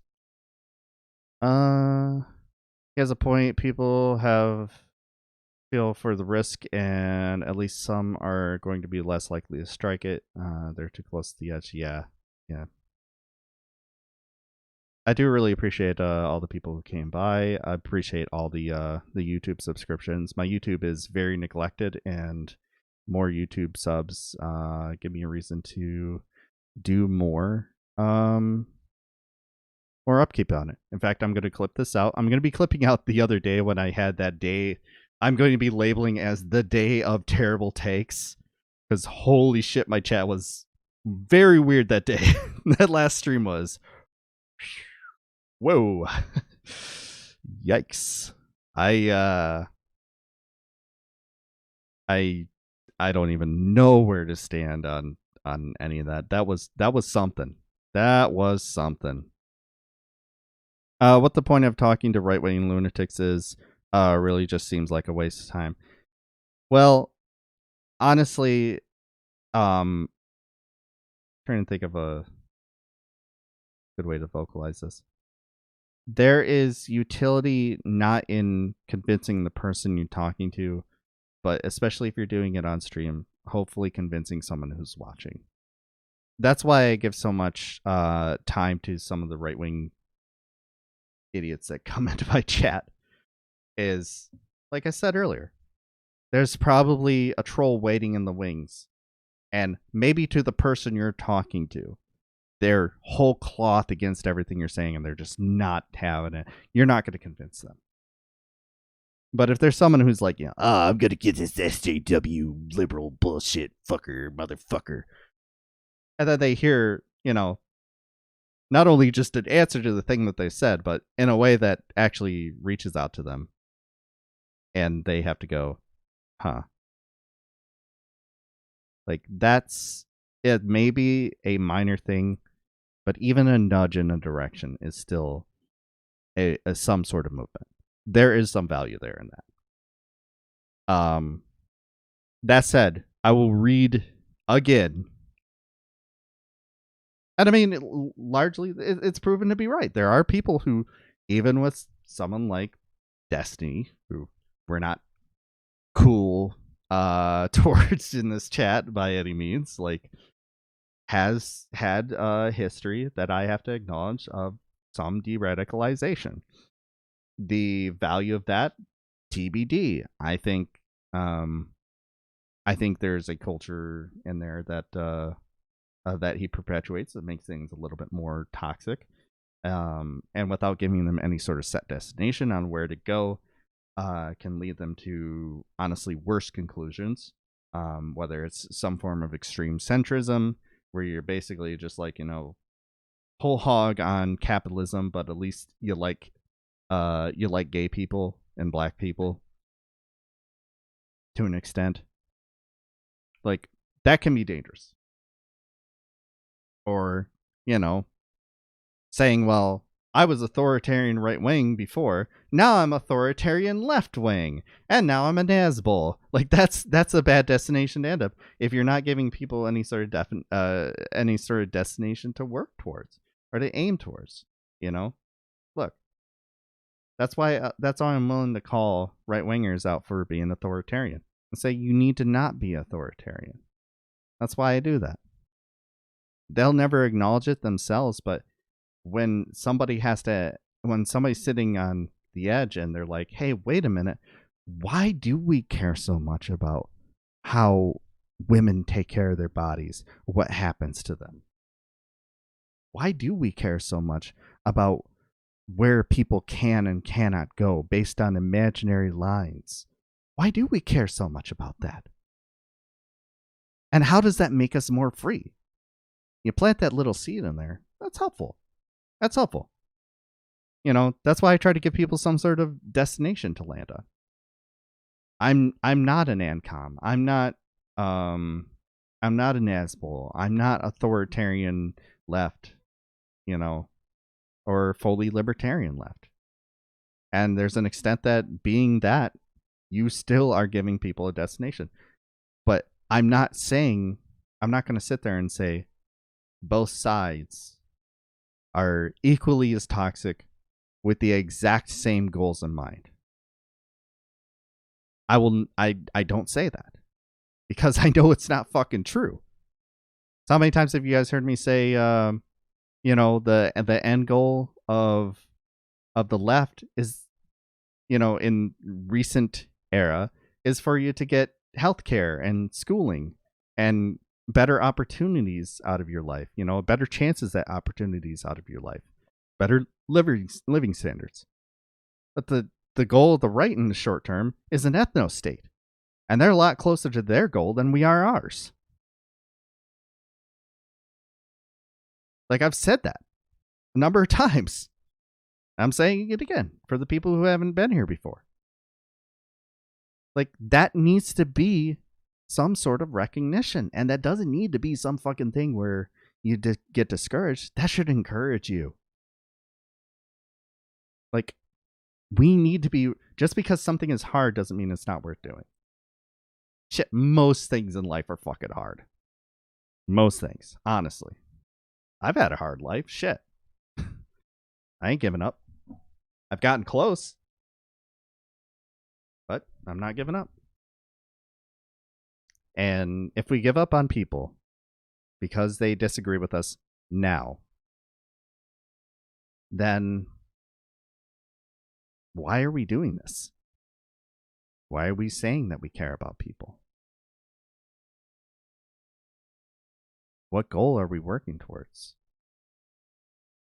So, I just would like to see that a little bit more etched out, but we'll see. So this is where we get into the discussion about de-radicalization. This is what I want to talk to Jangles about, but time and everything. Because like I said, I largely agree with this. Like if there's anything that I disagree with on this, it's very minimal. Viv said this. Streamers stop saying they're de-radicalizing people challenge. Seriously though, most of these dumb shitlords still, and ignore the harsh language, it's just Viv. It's how it is, but doesn't make her wrong. Most of these dumb shitlords still, after several years doing this, don't even know what they're de-radicalizing people from. Brought this up with Vanderhall last year when he started spreading misinformation about Atomwaffen. It might even have been the year before. Anyway, point is, has your favorite streamer done anything more than shit on Republicans and random milquetoast internet Nazi personalities? This is the debate bro culture that I was talking about. On the other end, I was talking mostly about how they react to lefties and, people that are supposed to be on your same side. But this is the other side of it. Because if you're just shitting on people and not doing anything else, it's like Jangles said. You can't just do one just because it's satisfying, just because it's easy. You have to do more. Have you learned anything in your time listening to them about actual neo-Nazi groups? Hang on a second.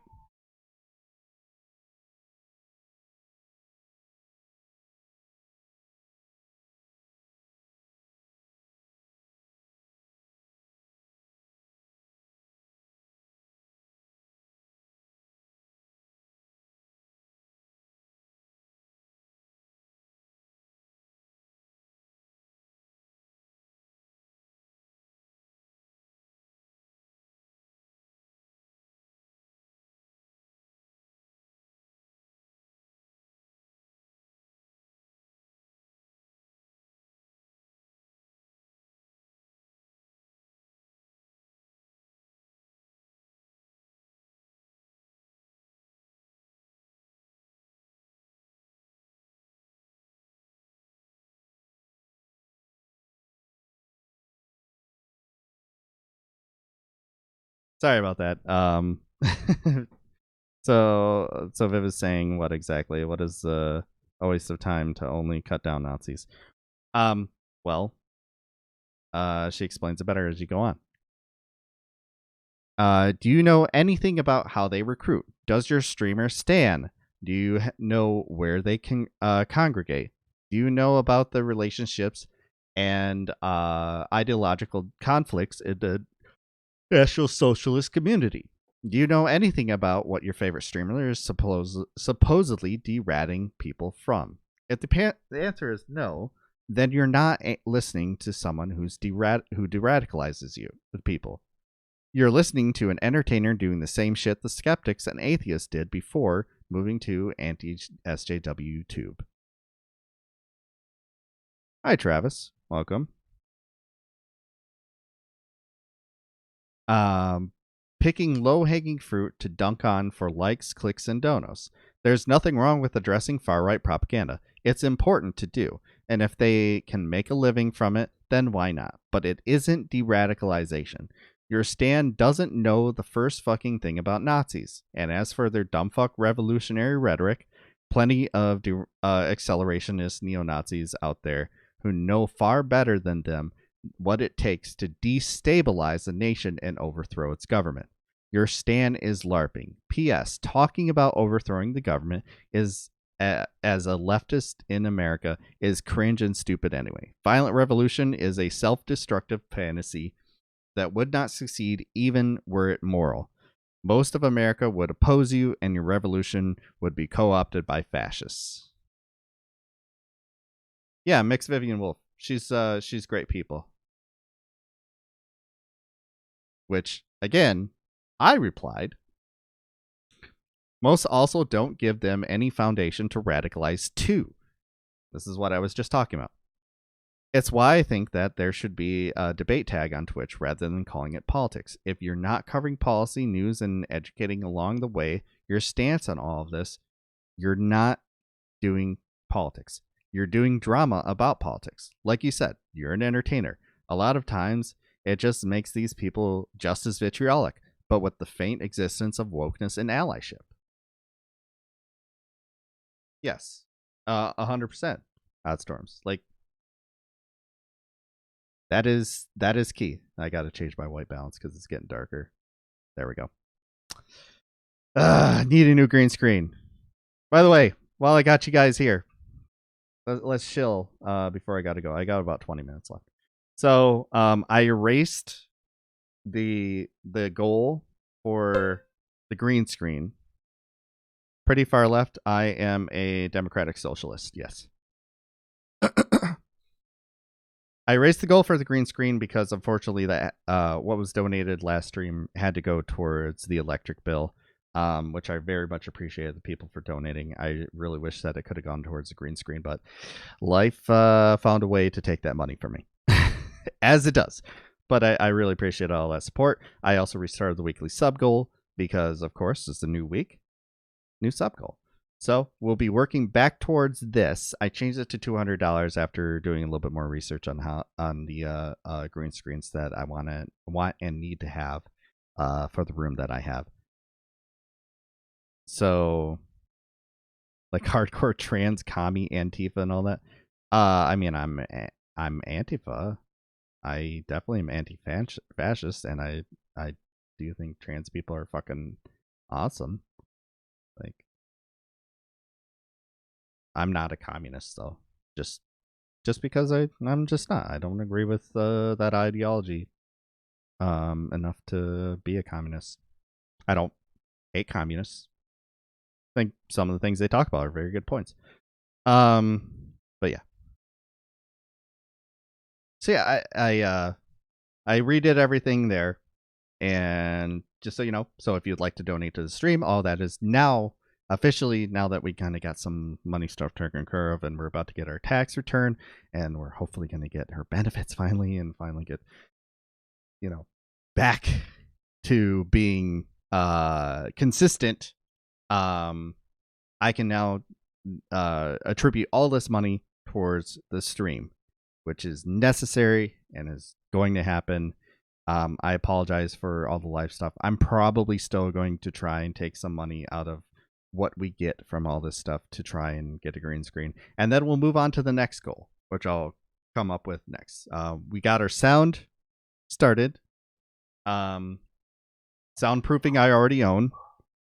Then it's, so it's the green screen, and then we'll figure something else out. I don't know what else we'll move towards.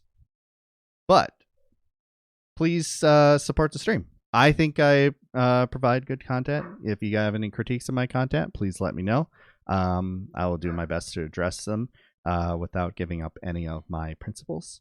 And yeah, we're all just cogs in the machine trying to find our place. So yeah. Also, if you have Amazon Prime, guess what? You get Prime Gaming. That is 1 free sub a month to any streamer, and you get the streamer gets all the money. You get it for free, and it removes money from Jeff Bezos's thing.